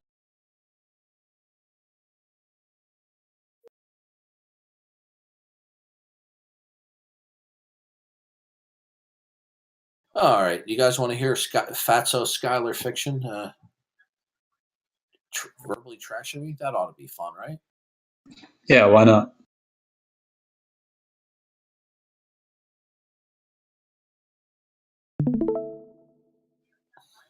Lucky you have me. Can you go somewhere with that? Daily Shadow. That's why is Darth Dawkins so scared? I don't know if he's terrified of me, but he won't come back on the show. I'll tell you that. And we've tried. He messaged me one day about Dr. Josh. I was like, come on in. You come in, talk to Dr. Josh. We'll keep it cool. He didn't do it. I don't know what he's talking about. Skylar Fiction. I'll show you what kind of guy this is. After my first couple of interactions with him, one of his first videos that he did on me, he depicted me as a pile of steaming feces emoji. So does that show you the caliber of person that we're dealing with? Yeah, this guy looks like he sells hot dogs on the street. No, one of his first videos where he goes after me, he depicts me as a pile of feces emoji. I mean, so we're not dealing with somebody who's the sharpest tack in the box. Okay? Well, I mean, at least like he's super popular on YouTube. I mean, 472 views. So what? Yeah, these are atheists. The atheists love watching atheist red meat YouTube streams. Okay? Oh, I was Just being red meat. sarcastic. I mean, that's trash. Oh, okay, yeah. Yeah, basically his shtick is when I've dealt with him in the past is he doesn't debate. He's just argumentative. He's just belligerent and argumentative. As I told you, and listen, as God is my witness, I'm telling you the truth. I'm not trying to say this to throw him under the bus, whatever. I understand these conversations can get heated and, there can be over talking. But when I spoke with him, he was the second most obnoxious person. And the first person was a guy by the name of Factively from Pal Talk, who was just absolutely nuts. All right, let's continue. Fiction. Are you still cutting edges? I'm still not. No longer. Unfortunately, I made him very angry, but I didn't do it on purpose. It was the way he was treating me, and I kind of built a little bit of a friendship. He's one of those Christians I used to actually talk to a little bit. He's talking about you? Yeah. And no, I think he's talking about some guy Dingus or something. And oh, dude, screw this guy. Now he just got, I'm not going to get into it, anything like that, but I'm just going to say is that he got real personal with me, and attacking me and saying things that just weren't true about me. And I tried to correct him, and I was like, no. I mean, I think he's a man who struggles with some things. To be frank with you, I think he's struggling with some demons that whatever. He's got a lot of anger inside. Okay, So atheist. Was he talking about me or the other guy? I have no idea. I mean, if he's talking about you, that means you guys were like cool back in the day, because that's what he was saying. he messaged me one day about Dr. Josh. I was like, come on in. You come in, talk to Dr. Josh. We'll keep it cool. Yeah, I don't. You did that? I have no recollection of doing that. And after he was quite abusive after several times, I've never talked with him since because I personally consider him a clown and not very intelligent. You know who he's talking about? Who's Dr. Josh? He's some guy who's an atheist who got a PhD in, I think, Sumerian studies. So is it possible that you did message him about it but forgot? It was like a while ago. I think I would have remembered if I had. Right? Why would he lie about that? It's so weird. Probably. Well, I don't think he's lying. I think he misremembers. I think what happened was, he knew that I wasn't talking with him because of his abusiveness, and so he was looking for fodder for his channel. He was looking for content, and he knows that my name draws people to view it. And so he wanted me to come on and interact with Josh or whatever. He sent me a message. And I think I probably responded, if my recollection is correct, something like, well, who is that? Or something like that. That would have been the extent of anything. So really, he should have said, I asked him a question about Dr. Josh. He contacted me to appear on his show and interact with this Dr. Josh guy several times. Is that on YouTube? Not on video. It was probably. I think it was on Discord. Okay. No one recorded it. No, it might have been. It might have been. I don't know if it was under this account. Let me just see. I don't think it was under this account. Let me look.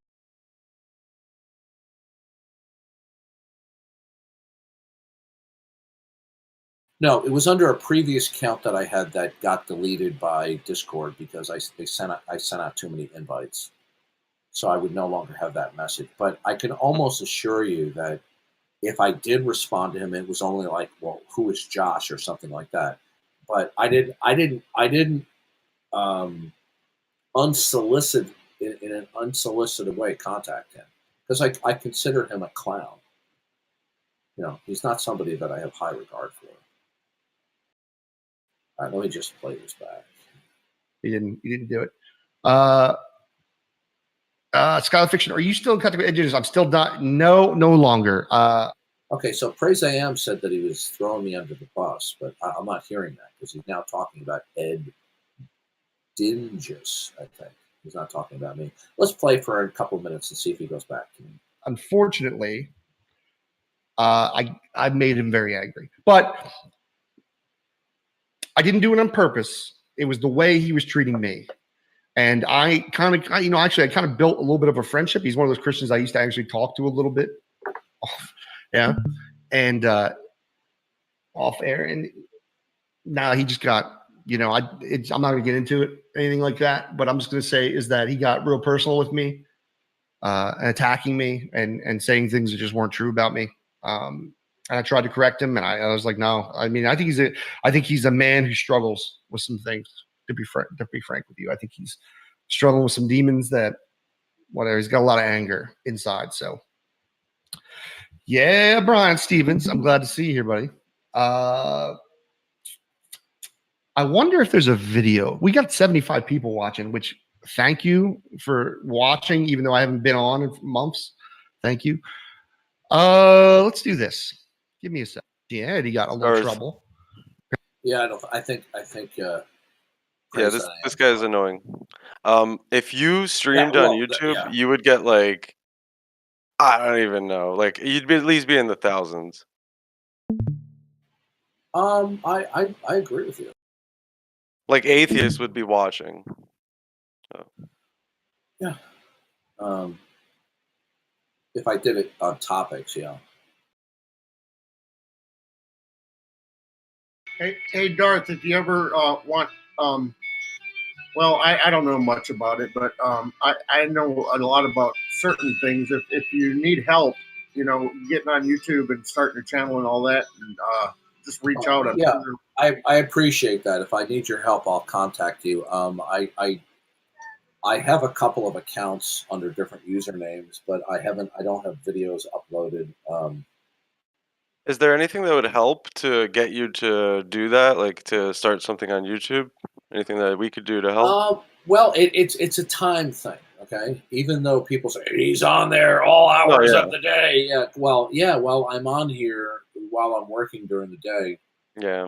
and it's either that or I could put on the radio in the background while I'm working, so I can chew gum and skip at the same time. And I'm regularly working while I'm on Discord. It's a time thing, okay? Well, I mean, So like, the thing is, like, even if you took out, like, 1 hour or, like, half an hour sometime in the day for that, I think it would be worth it. yeah, I'm thinking about it.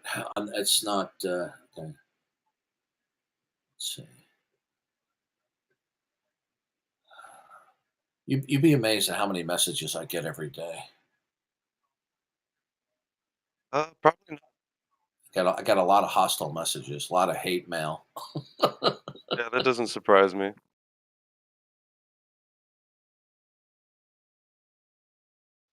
Somebody said, "Watch me here on Talk Heathens." All right, let's see. I'll be right back.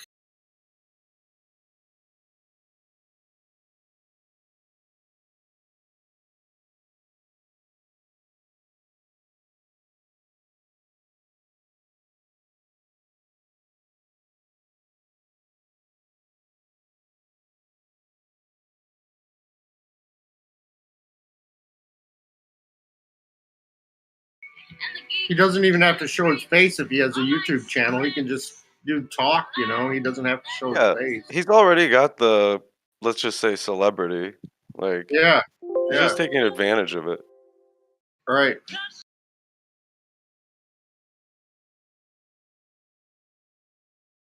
I really think he's one of the few, like, Christian apologists that actually, like, hold their ground and, like, make the other party, like, seem like they're losing the debate.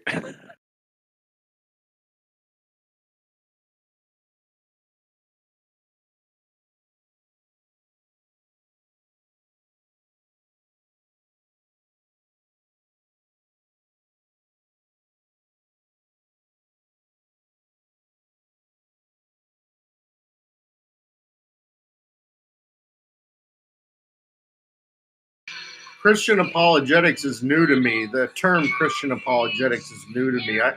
I mean, I've been told to read C.S. Lewis, but I still haven't read any of his books. But Christian apologetics is like uncharted territory for me. I'm just learning about it through Darth. Same. Apologetics is just simply defending the faith, and everybody is called to apologetics, not just people who are, quote, having degrees. Everybody is called to apologetics. Even children who are Christians can do apologetics. It's giving an answer to every man that hope that is within you, but it also it can be expanded than that, where in that apologetics that we're destroying all speculations and every lofty thing that raises itself above the knowledge of God. So I'm reading a book right now. Here, I'll tell you the title of it. Just give me.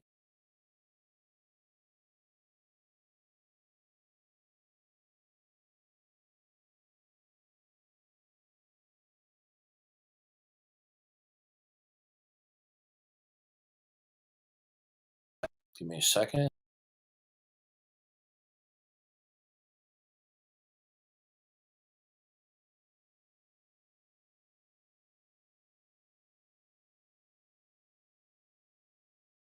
It's called Apologetics by the Book. Okay. If anyone wants a copy, I'll be glad to share it with you. I haven't finished the book, but so far it's been pretty good. In that book, he says apologetics is not just something for the elite or the educated. Every Christian is called to make a defense of the faith, right?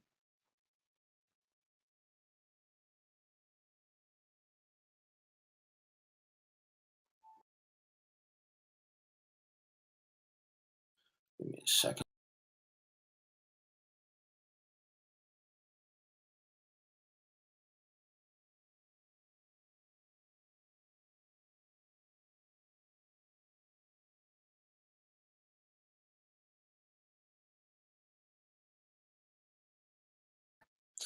There you go, Archangel or Archangel.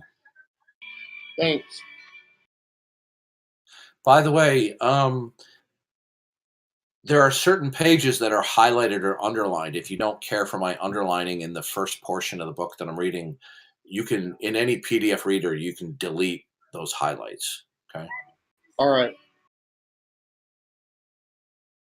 I haven't finished the book, so I can't comment on the part that I haven't read, but so far it's pretty good. And if you want more books on apologetics, I'll be glad to share them with you. I have a lot of them. It'll take me a while to digest this one. I'm not a big reader. I'm a video. Okay.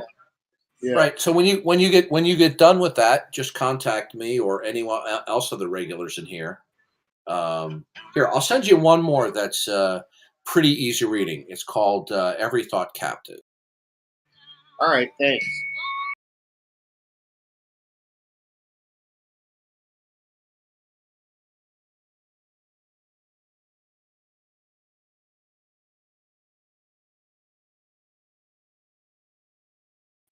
Every Thought Captive is probably one of the best encapsulated representations at a very easy reading level of presuppositional apologetics.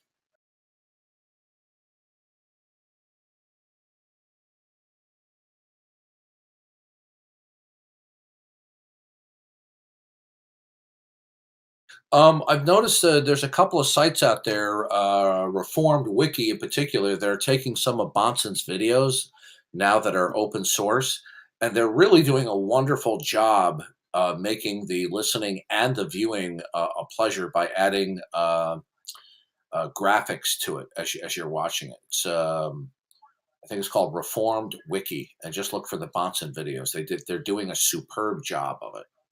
Yeah, they're awesome.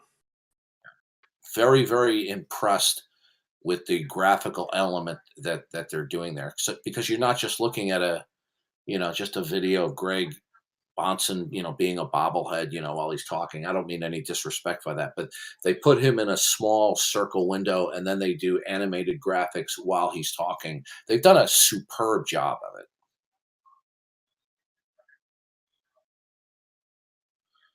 All right, let's see. No, there's no good atheist shows out there.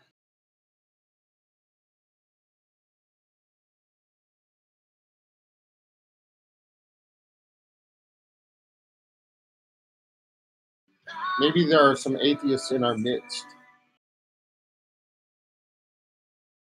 That would be a great title for a new upcoming scary movie. Atheists in Our Midst. Yeah. Return of the Prevaricators, you could say that. The atheist, they're among us. They're here.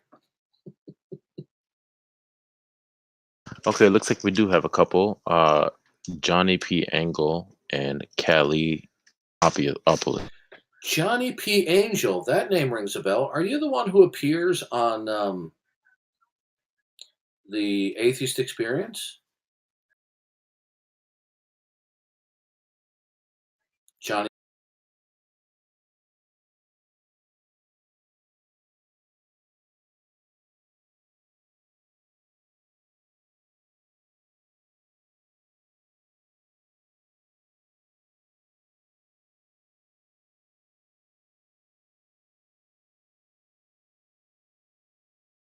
Apparently, he's not very absolute. Well, yeah, Johnny P. Angel, are you the one? Oh, hold on. This isn't having audio problem.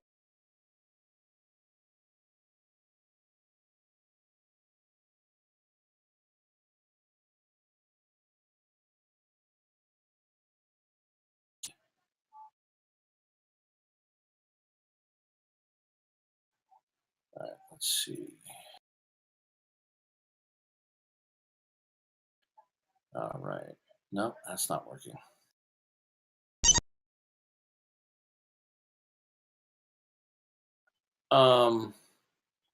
Johnny P. Angel, are you there? Are you the same Johnny P. Angel who appeared on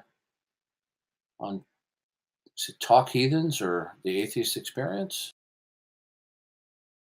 Or is that somebody who's an imitator? I either that's an imposter or it's the real one and he's afraid to come to his microphone.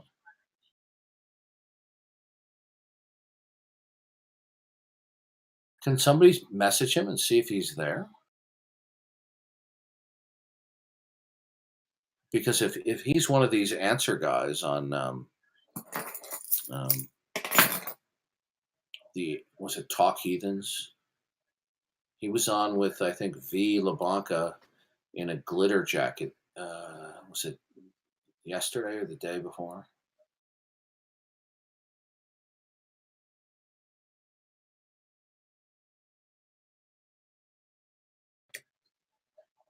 Yeah, this is probably an imposter because I don't think Johnny P would be, if he came in here, he would be this shy.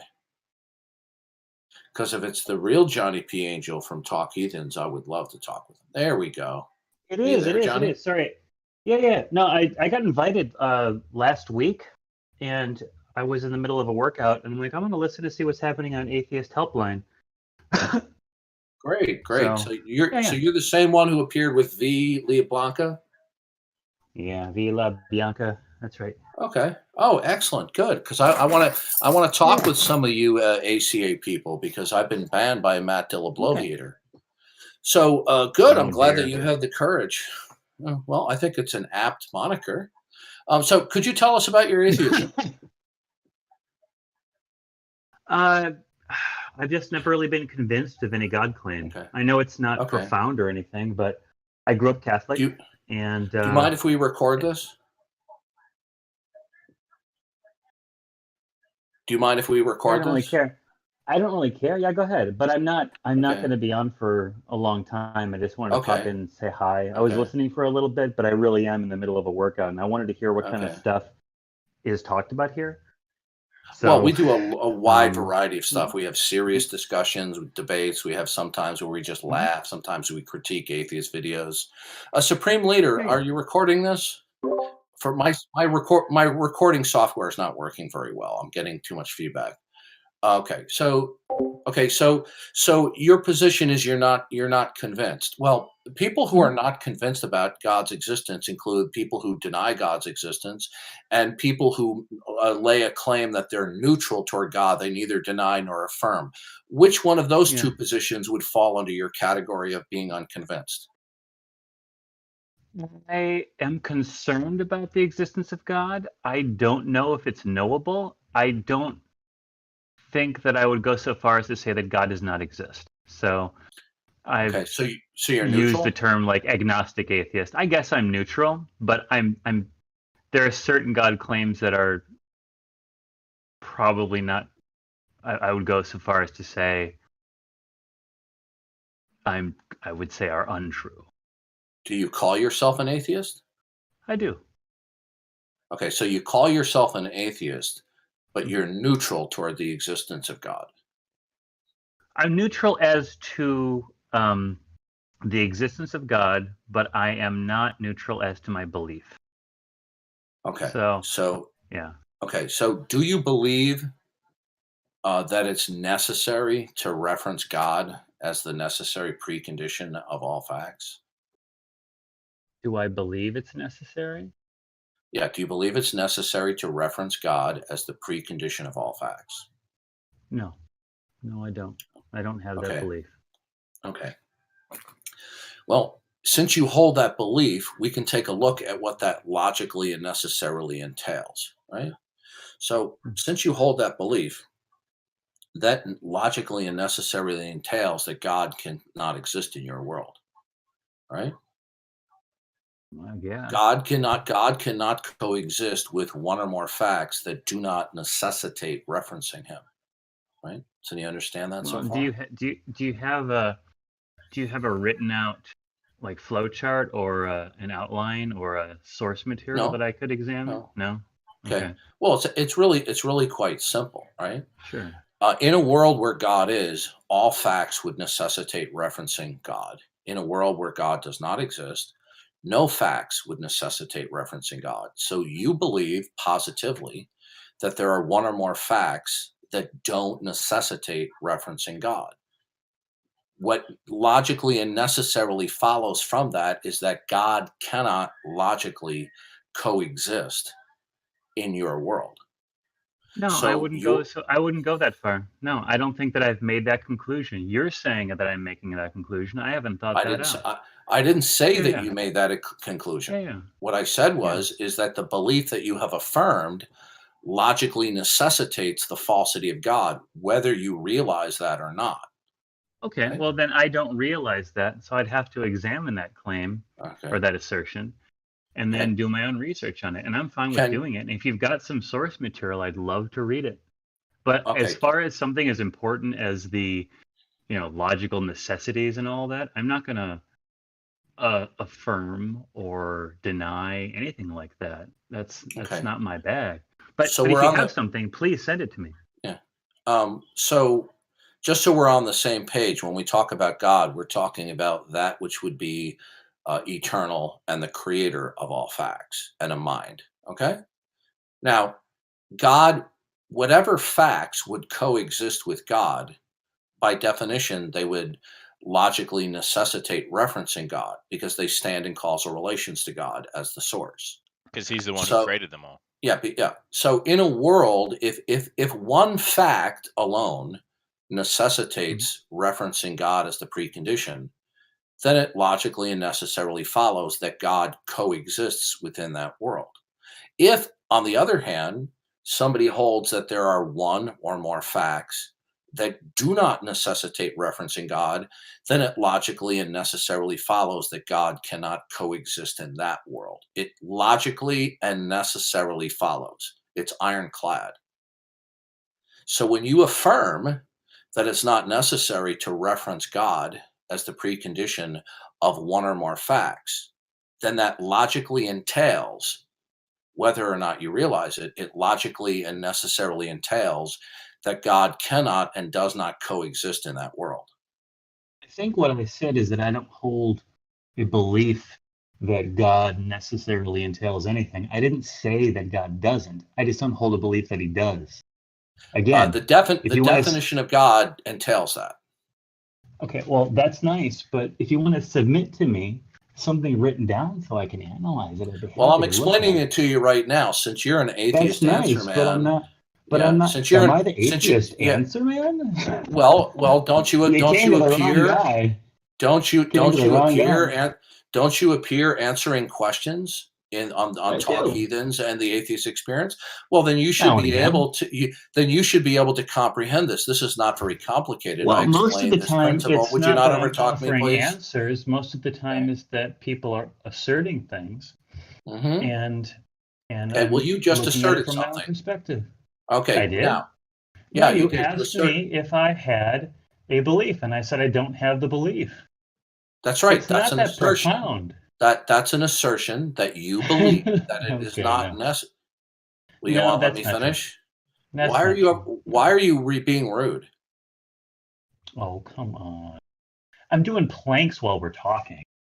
Okay. Now, if you believe that one or more facts do not necessitate referencing God as the precondition, If. it necessitates God cannot coexist in that world. Okay. It's unescapable. It's not something that's disputable. Now, you can pretend that it doesn't logically and necessarily follow, but it necessarily follows. In a world where God exists, all facts would necessitate referencing God because they stand in causal relations to God. In a world where God does not exist, then no facts would necessitate referencing God. Okay? So you have affirmed that No, I haven't. you have affirmed that there are one or more facts that No, do I not haven't. necessitate. No, I Okay, haven't. I asked you if you believe that it's necessary I don't to have a belief. I don't have a belief. Would you not overtalk me?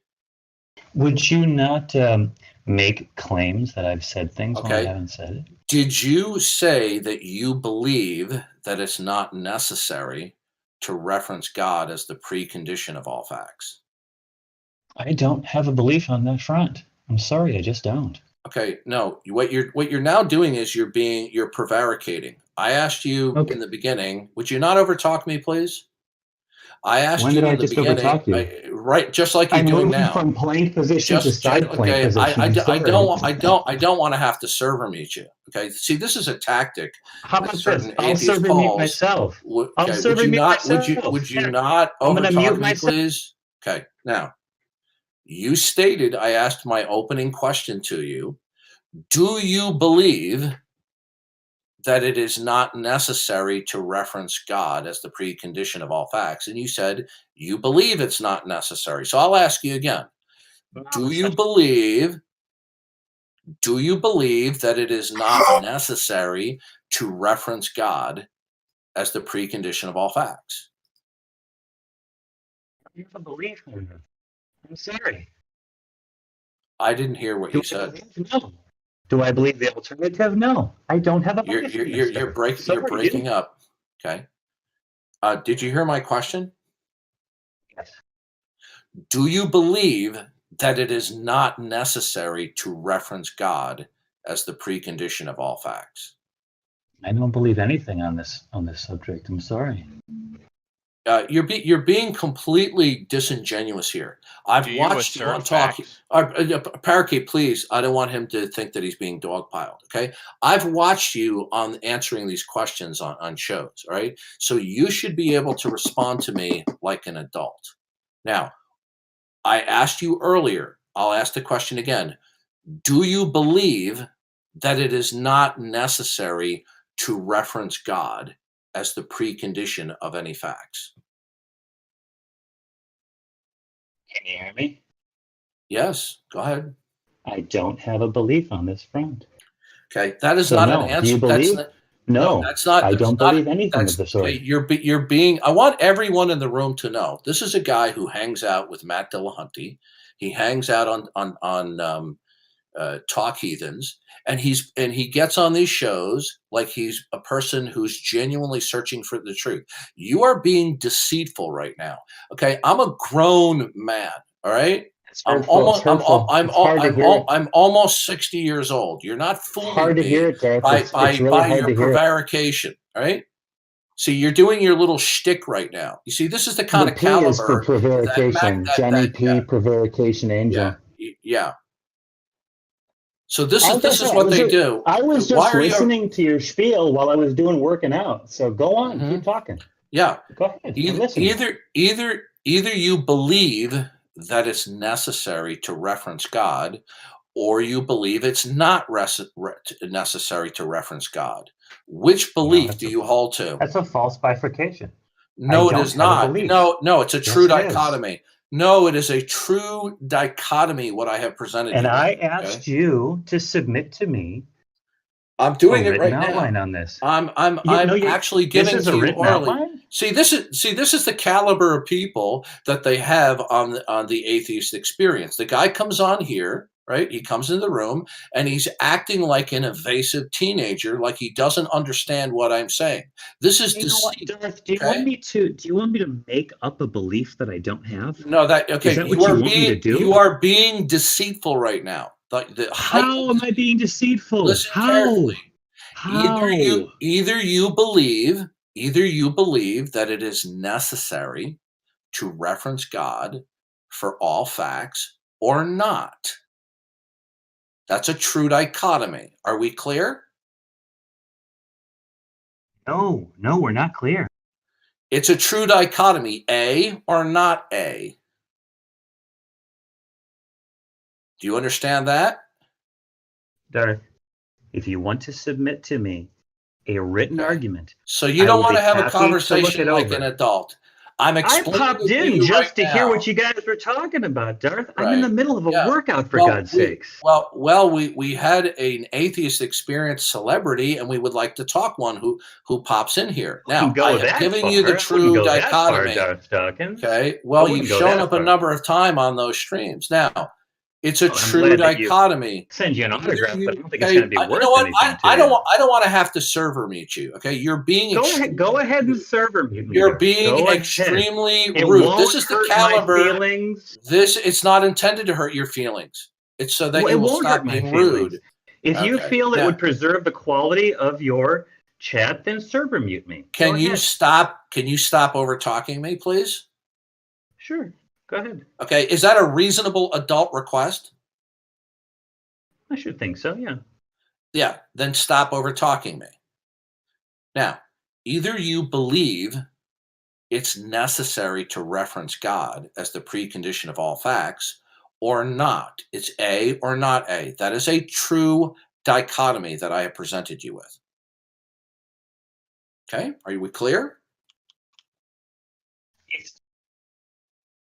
That's about all that's clear. Okay, That's it. so I have presented you with a true dichotomy. Do you agree? No, I don't agree to anything because I haven't had a chance to review your argument. I'm not making you an argument. I'm asking you what you believe. Okay, I haven't made an argument to you. Right? Now, you're being argument. You know what? To listen to you. Okay, now you know what? I don't want to have to do this, but I'm going to treat you like I would any other user in here. If you continue to be obnoxious, I think that you, sir, are a complete fraud and a farce. You show up on Talk Heathens. You show up on Talk Heathens. You show up on the Atheist Experience, and you participate as a co-host to answer questions about atheism and religious belief. But now when I'm trying to have a minimalist adult interaction with you, you are literally acting like an obnoxious 15-year-old. So is that the kind of caliber of co-host that May I speak, Darth? Are you gonna stop being obnoxious? May I speak, Darth? Yeah, go ahead. Okay. So you're doing a little gaslighting here, and I'm not going to fall for it. So you keep talking, and I'm going to mute myself. What did I gaslight about? I'm waiting. What did I gaslight about? I accused you of acting in a non-adult fashion. How is that gaslighting? If you accuse me of gaslighting when I'm not gaslighting, that's gaslighting on your part. Now, I gave you a true dichotomy. Now, what's interesting is that when I ask this question of atheists, right, it's curious that a lot of them want to run away from the question. P.Z. Myers did it. Okay. Lawrence Krauss wanted to run away from it. Graham Oppie ran away from it. Philippe Leon ran away from it. And other atheists run away from this true dichotomy. Right? Because you don't want to be transparent about what your position actually is. You just want to engage in just spewing out your atheist cliches and catchphrases. You know very well that I presented you with a true dichotomy. Either you believe that it's necessary to reference God as the precondition of all facts or not. Now, if it is not, as you actually affirmed in the beginning, then that means that you believe that it's not necessary to reference God. Right? So that characterization would be an unpacking of the not portion of the question of the true dichotomy. But because you don't want to commit either way, because then you would have to answer for what you're affirming, you want to engage in interruptions and double talk. It's that simple. Now, if you can get on Talk Heathens and the Atheist Experience with Matt Dillahunty, who refuses to let me call in, and he refuses to even dialogue with me on the modern day debate, at least one of his co-hosts could do that, as an adult. But so far, you haven't showed adult behavior. But you've made it very clear, right? Whether you want to deny it or not, since you don't believe that it's necessary to reference God as the precondition of all facts, then the position you would hold to is that let me rephrase that. Since you don't believe it's necessary to reference God as the precondition of all facts, then you believe it's not necessary to reference God. And that entails that God cannot logically coexist. And that means that your affirmation that it's not necessary to reference God as the precondition of all facts is going to require a defense of what it logically entails, which is that God cannot logically coexist in such a world. But you just want to play this little game where you're unconvinced, right? But your claim to being unconvinced doesn't hold water. Now, so I'll ask you one more time. Do you believe that it is not necessary to reference God for facts? Do you believe that?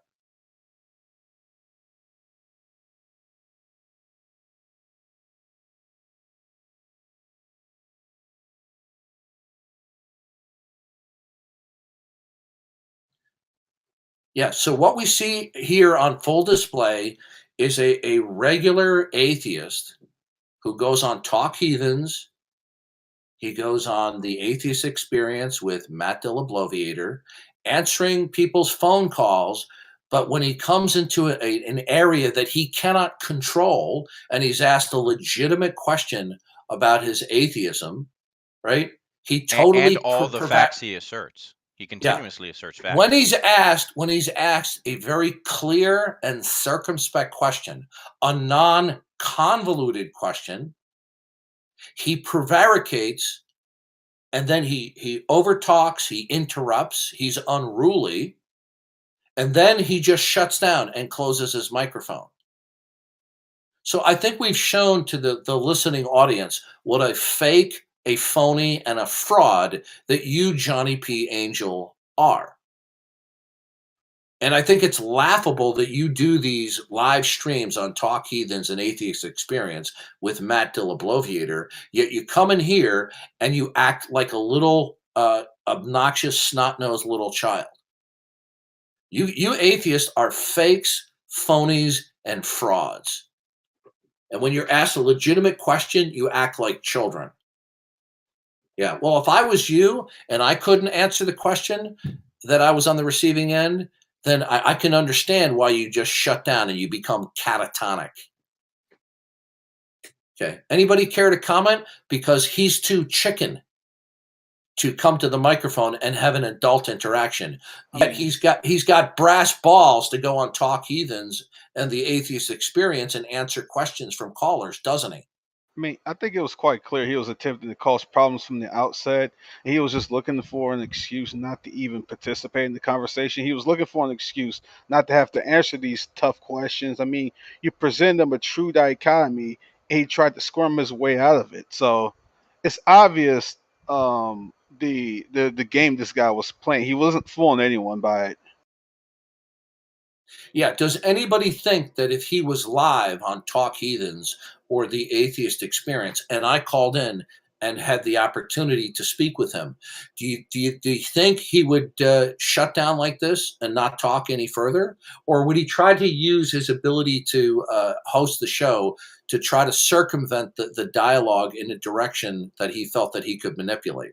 But when he cannot manipulate the parameters of the conversation, he acts like a fool, he acts like a complete jerk, and then he shuts down his microphone like the coward that he is. So I hope I don't expect to see you on Talk Heathens or the Atheist Experience again, because you're a gutless coward, right? And I have no compunctions about telling you this. An absolute spineless little coward. I asked you a legitimate question, and you're employing deceptive verbal responses in order to evade the legitimate question. I gave you a true dichotomy, and then you lie that it's not a true dichotomy when everyone in the room who has a brain understands I gave you a true dichotomy. We never This is what presented the the third leg either. yeah. This is almost how these So conversations go. No, they start off cordial, and then we start getting to the meat of the things. We start getting to the meat of everything, and you start to tear down one layer after another to their position. Then they resort to these kinds of tactics. It almost never fails. yeah, now you can speak uninterrupted if you want to come back on your mic, and I'll give you whatever amount of time you want to speak. But I think you've totally wimped out, just like PZ Myers did the other day. I asked PZ Myers a similar question, and he got a hemorrhoidal attack over this, and he basically said he didn't want to talk about it. And you're doing exactly the same kind of thing. See? Don't question me, bro. No response. This guy appears alongside Matt Dillahunty answering people's calling questions, but he won't dialogue with me. Why is that, folks? Right? Am I being abusive to him? Have I been rude to Johnny P. Angel? It's the exact opposite. All right, I gotta switch my headset. Wait, they answer questions on that show? Since when? Nice. But yeah, it was really the exact opposite. He was belligerent the entire time, cutting off and interrupting Darth multiple times, man. And this is the same thing they accuse Darth of on a regular basis. But more often than not, Darth was just trying to explain something, and then he would interject and then pretend like he's actually participating in the conversation, when in reality it's just a little shtick. It's just a tactic.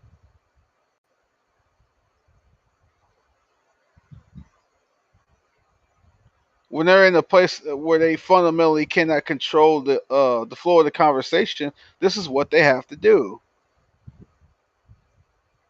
And then he was, again, like I was saying earlier, he was trying to give himself an excuse not to even participate in the conversation. Now he's like, I'll server mute myself. He's trying to take himself out of the conversation.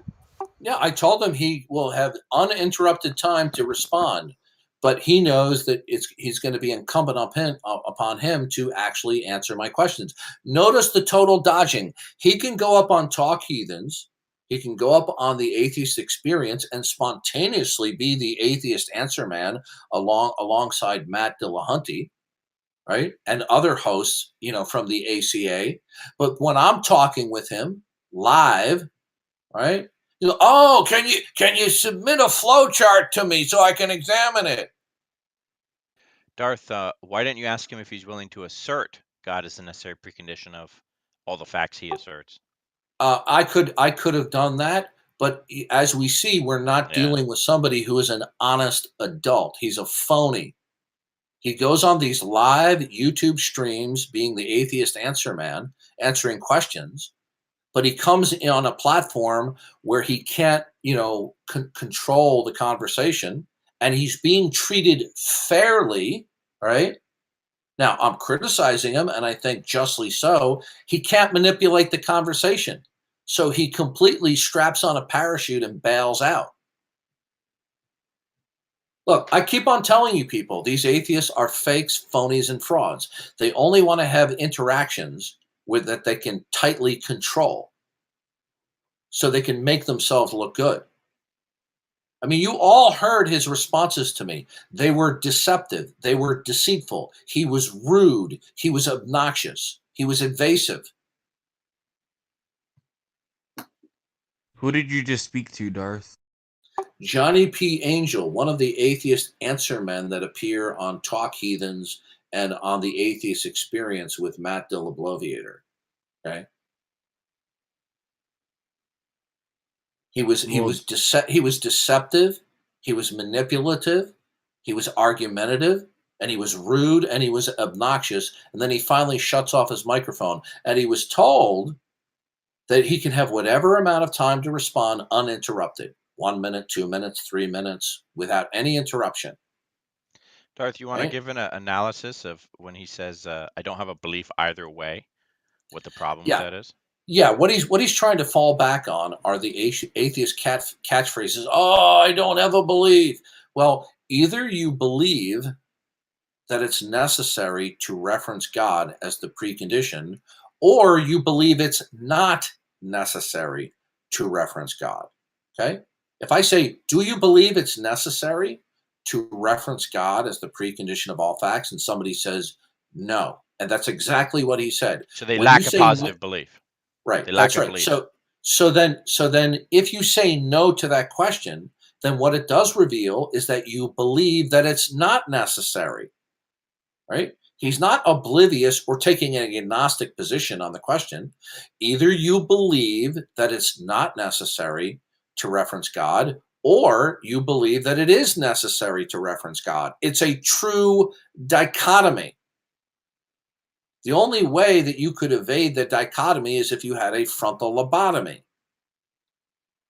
Because you see, he doesn't like the very narrow parameters of the question, nor does he like the implications. You'll notice he had no trouble answering the question, but the moment I began unpacking what the logical entailment of the answer was, that it logically and necessarily entails that God cannot logically coexist, in the same world where you believe that it's not necessary to reference God for facts, he realized, if what I affirm that it's not necessary to reference God entails the falsity of God, well, I'm an atheist who tries to pretend that I'm unconvinced. I phrase it that way because I don't want to defend what I really believe, that God is false. So this is why he categorically denied the logical entailment, right? It makes perfect sense. I noticed that he made his exit right around the time you conveyed to him the true dichotomy. Not too long after that, he was pretty much done. Well, no. It was a little bit before that. You're close. He decided to jump ship when I explained to him the logical entailment to what his answer was, and that the logical entailment was logically entailed and necessary. It was ironclad, right? Then why do you think he goes, oh, do you have a flow chart? Okay, do you have something in paperwork you can send me? Isn't it amazing that a guy like this, who regularly shows up on Talk Heathens and on the Atheist Experience with Matt Dillahunty, that he can't think and talk spontaneously? Oh, he's in the middle of a workout. Well, then you shouldn't have come to your microphone at all. Look, I have no hesitation, and I'm not trying to be rude. Johnny P. Angel is a fake and a phony and a fraud, just like the rest of the crew down there at the ACA, where they hide behind their microphones. You have a flow chart for that? Now, Johnny P. Angel, I send a warm welcome to any one of your ACA members out there, including Matt Dillahunty, for them to come in here, and we can appoint a strictly fair and judicious moderator that will give us both anyone you want from the ACA, right? Because we know what happens if we call in to the Atheist Experience or Talk Schmeedens, okay? What we'll get is a complete runaround and control and abuse. So send a warm welcome to every single one of your atheist apologists at the ACA, that they will come in here. They will have uninterrupted, no cross talk time on the mic, and they can come in and they can defend the coherence and intelligibility of atheism. That's right? rare. Yeah, they're not going to do it. Okay. And by this guy did come in here, but we saw that he completely folded like a cheap lawn chair, just like P.Z. Myers did, just like Lawrence Krauss did. Same thing that Graham Oppie did. Okay. When I started questioning Graham Oppie, he didn't want to discuss it. All right. Because if you ask questions of a narrow range and parameters that are inescapable, that you can't double talk about, okay, then they don't want to talk it. If they can't whip out their atheist cliches and slogans, then they don't want to interact. And he's like, I'm working out this, I'm working out this. He didn't let the that workout routine cut you off multiple times and overtalk you all day long.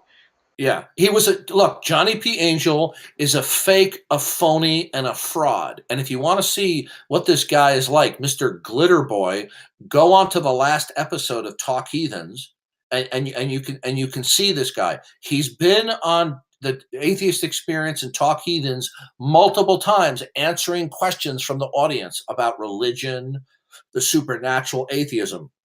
But he comes in here where he can't control it, or he doesn't have some sidekick that can manipulate the conversation to protect them, and he folds like a cheap lawn chair. Am I being too harsh? No, I'm not. I think I'm spot on. Yeah, there's terrible communication. These people are an embarrassment. They are frauds, okay? And by fraud, I don't mean ethical or financial. I mean they are representing themselves as wanting to believe in God. They're searchers of the truth. They want to seek reason. Now, did I not try to reason with him? Does anybody in here, and I'm willing to take criticism, is there anyone in here who listened to that interaction with that guy? Was I not fair with him? I was not rude to him. Except for not giving him a flow chart. That's all. All right. That was so funny. I'm sure he's just gonna ask for a flow chart now every time a theist calls into the Talk Heathens or Atheist Experience. You got a flow chart, that dude. Darth, you were interrupting his planking. You were trying to reason with him, and he was on board until he realized where the line of reasoning went. What necessarily followed. Once I revealed to him that what he had affirmed logically and necessarily entailed, as soon as he understood that what he had agreed to logically entailed the falsity of God, that's when he mentally bailed on the conversation and decided to go to plan B to obstruct the conversation, and lie about what he previously said. To lie about it. And wait a minute, and here's my favorite word, prevaricate. Mm-hmm. Right? And he thought by pretending to be a stand-up comedian and make light of it was going to help him. It didn't. It made him look further like a deceptive fool that he was. You could remove the word belief from the question. You could simply say, when you assert facts, as you're asserting them, do you mean them to be that they reference God or not? Do you mean them in the sense that they reference God or not? I agree with you. Focused on how he means the facts he's asserting. I agree with you, but doesn't it show you the level of raw deception that these people will resort to in adult conversation or interaction on this issue? Yep. That we have to constantly refine our questions to deal with their prevarication. This is disgusting. Yeah, I was about to say that. Don't get me wrong, fellas. I'm not against precision. Don't get me wrong, guys, but it's a dang shame we got to go to this level of precision and construction to literally shut down any attempt for them to obfuscate. It helps us and helps our apologetic become more sharp. So it has a sort of positive side effect. But at the same time, though, I think if you have a basic level of charitability and you follow these instructions in good faith, then you generally know more often than not what's being asked and what's being intended.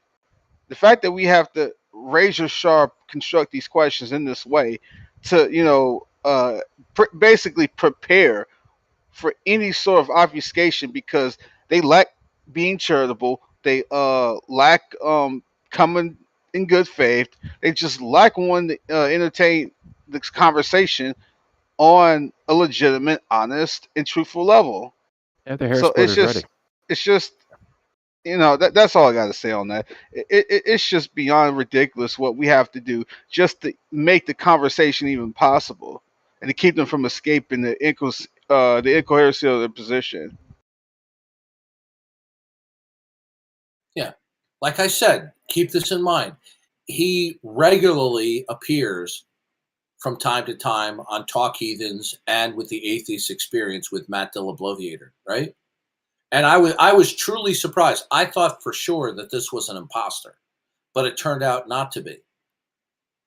Now, if anyone wants to criticize me in here for the way I handle that, I will keep my mouth shut. Okay, I will not find fault with you, right? But I don't think that I treated him unfairly in any respect. Did I harshly criticize him? Yes, I did, and I felt that he was entirely deserving of it. Now, I will shut up. You're not going to get in trouble. Nothing. Does anyone in here think that I was unreasonable or treated him in any way in an unfair manner? You are much more assertive than that man was. That man is kind of timid, and you Now kind of turn off your music. Sorry.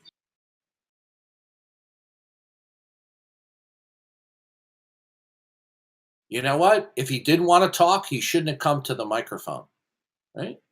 The only reason why he stopped talking is because he realized he couldn't intellectually and in a truthful manner evade the logical entailment of what he had affirmed. That's why he bailed in terms of responding truthfully, and then he finally bailed in terms of actually talking on the microphone. It was his own crap moment. So here we have another champion of atheism from YouTube. So, but we got to give him credit. At least he's one of the rare YouTube atheists that has the I'll say the intestinal fortitude to come in here. At least he came in and talked for a few moments, and I'm glad he did, because you all saw what a fake this guy is as a representative of the atheist community.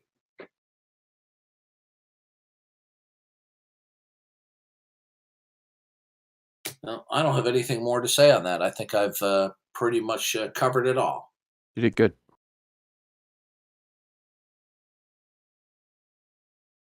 You know, what irritates me is they come on camera down in the ACA, you know, all happy and smiling and, oh, we just want to take your calls. Call in. We're here to answer you. They're closed-minded. I'm going to provide a link with one of his appearances here on Talk Heathens. I'm going to post it in Atheist Helpline.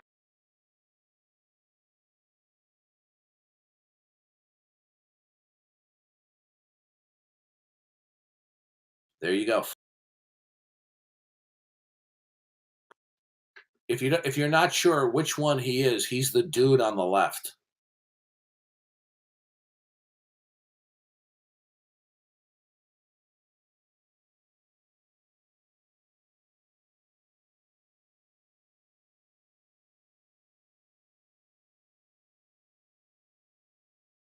Maybe you guys might be interested. How about we listen to some of his dialogue on Talk Schmeathens? Would you guys be interested in that? Yes. Agreement, man. I came late. 4 people on, so it's a little bit of a different format, a little bit more conversational, which I really enjoy. So yeah, you're repping the nonprofits today, and that will be on after this at 3 p.m. Central. Is that correct? That is correct. You were on, was it last week or the week before that? It was at least 2 weeks ago at this point. Time Probably means even more nothing. than that. Yeah, we were stuck in a I'm deep going to freeze skip for a some week, of this. so visit tiny.cc/call. Mark of the episode today. Minute. All right, let's talk with Gohan and see if he gets himself blocked again. Hey, Gohan, how are you doing today? Oh my god. Good. How about you guys? You're doing good. Good. Excited to talk to you again. It's been a hot minute. Yeah. Yeah. All I right. haven't, called back in good. I think it's been over a year, but yeah. You guys been doing good? Yeah, we've been hanging in there, still going strong. What can we help you with today? What is your reason for calling in? So one of my arguments for one of my main reasons for being a theist is the idea of rationality. And if I was to kind of become an atheist, this would be one thing that would have to be toppled for me pretty quick. Well, if you're okay, you're gonna have to sell me on that one. Sure. Just like a quick summary is like I see two options for rationality. One is we kind of just came from a long line of cause and effect that kind of gave us our mind, which doesn't really leave much room for rationality. Or there's a Now, does anybody believe that these two are neutral toward the existence of God? Anybody believe that? Bueller? Anyone? You believe they got intelligence from non-intelligence? Yeah, they call themselves atheists. They've selected the only word in the English language which designates the denial and falsity of God, yet they want to go, I'm unconvinced. And you'll notice that I said to them, well, that's ambiguous. Everybody who denies the existence of God is unconvinced. So are you neutral? Then he tried to put off that he's neutral. Does anybody believe that he was telling the truth when he's neutral? Does anybody doubt, even for a second, that it's not the case that he believes that there's no God? He's fucking delusional. Okay. So let's hopefully, I'll probably try to fast forward some of this to hear some of his commentary, and we'll see, if he's real sheepish about answering questions. somebody or some control over.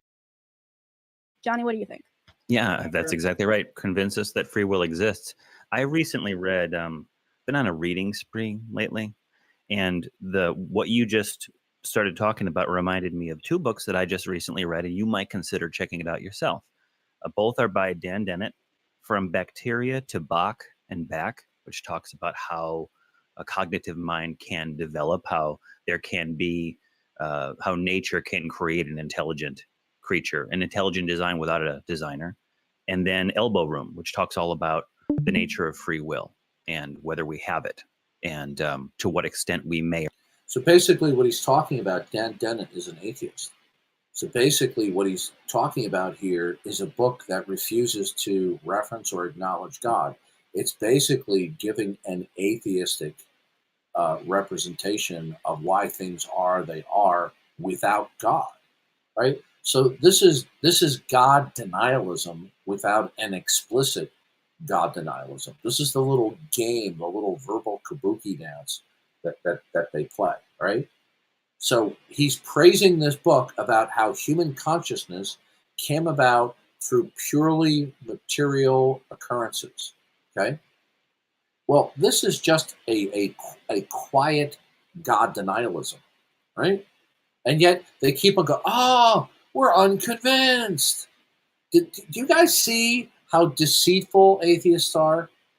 The reason why it's so difficult to talk with them because of their deceit. May or may not have it. So before you form opinions about having free will, before you form opinions and dig too much in the dirt about where our minds come from, you might want to look into a book like this, either by written by Dan Dennett, who is an atheist, okay? Dan Dennett or other thinkers and writers, to challenge your preconceived notions. Because after reading this, there was a lot of questions that I still need answers to that I'm probably not going to get unless I go get a PhD in neuroscience. Yeah, you're not going to get them even then, buddy. Gohan, what?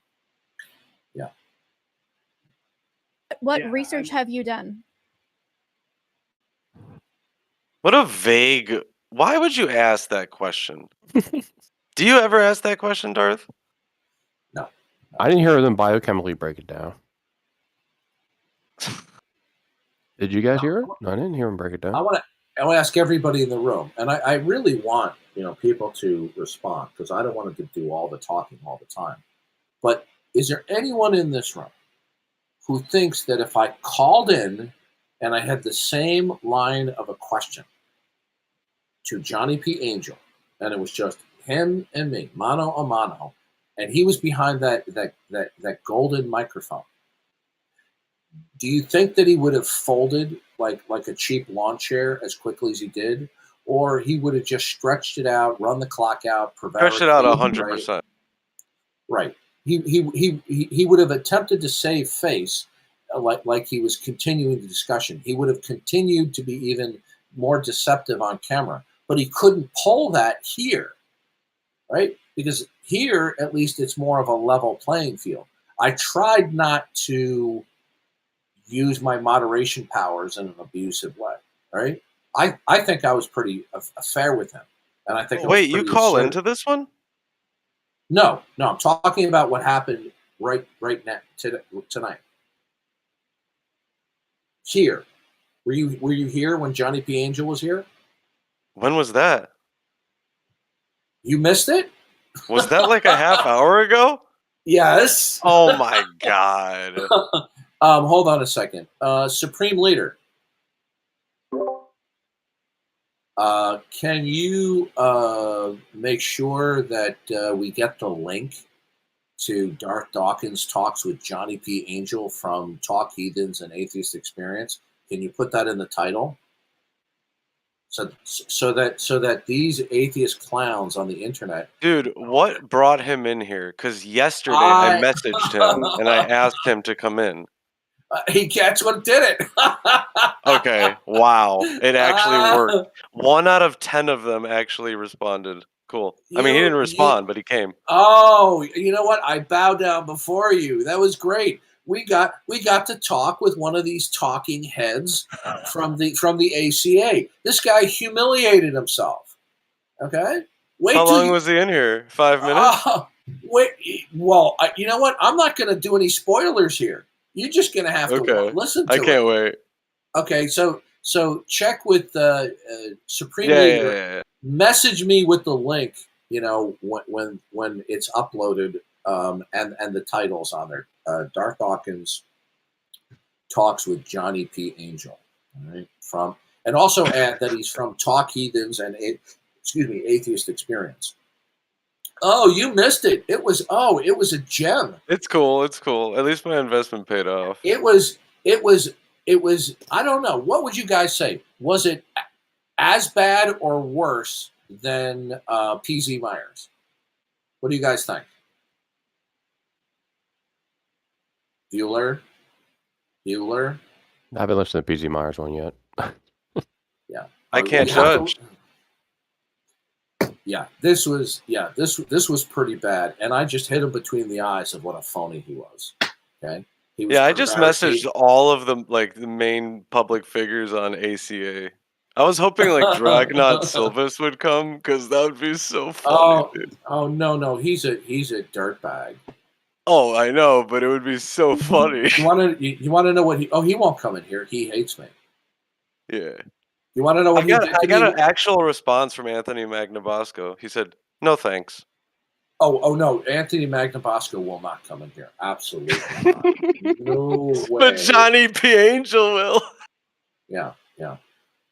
I was in a Discord server, and I showed up, and then a couple of people left. Dragnot Silvas appeared, and it was just him and me. And he called me out by name and said that he was going to find one of my female relatives and have sexual contact with them. But he didn't put it in that euphemistic way. Things atheists would say. This is Dragnut Silvas, okay? This is the kind of people that we're dealing with, all right? So kudos to you, my friend. What you need to do, and others, is you need to get more of these atheist wonks out there on the internet so that we can get in. And Johnny P. Angel never should have showed up. He totally embarrassed himself. If he ever shows up again on Talk Heathens or Atheist Experience, dude, you'll just call him out. I mean, just a total fraud. You're gonna have to listen to it. It was great. Oh yeah, right. It's really good. I called him out for being a fraud. And by the way, I didn't call him out for being a fraud in terms of what he says on these talking head shows. I'm talking about how he responded to me. Right? He was lying. He was prevaricating. Was he getting upset or was he chill? No. He was being kind of sarcastic. Slightly edgy, like he's a stand-up comic.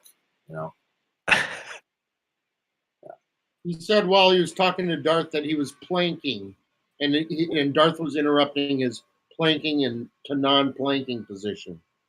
Yeah, well, then you shouldn't come onto the microphone, right? If you're busy, just say, "I'll be glad to talk with you later or tomorrow." Yeah, but do you really think he was planking? No. I mean, he's like 7 or 8 years late on that joke.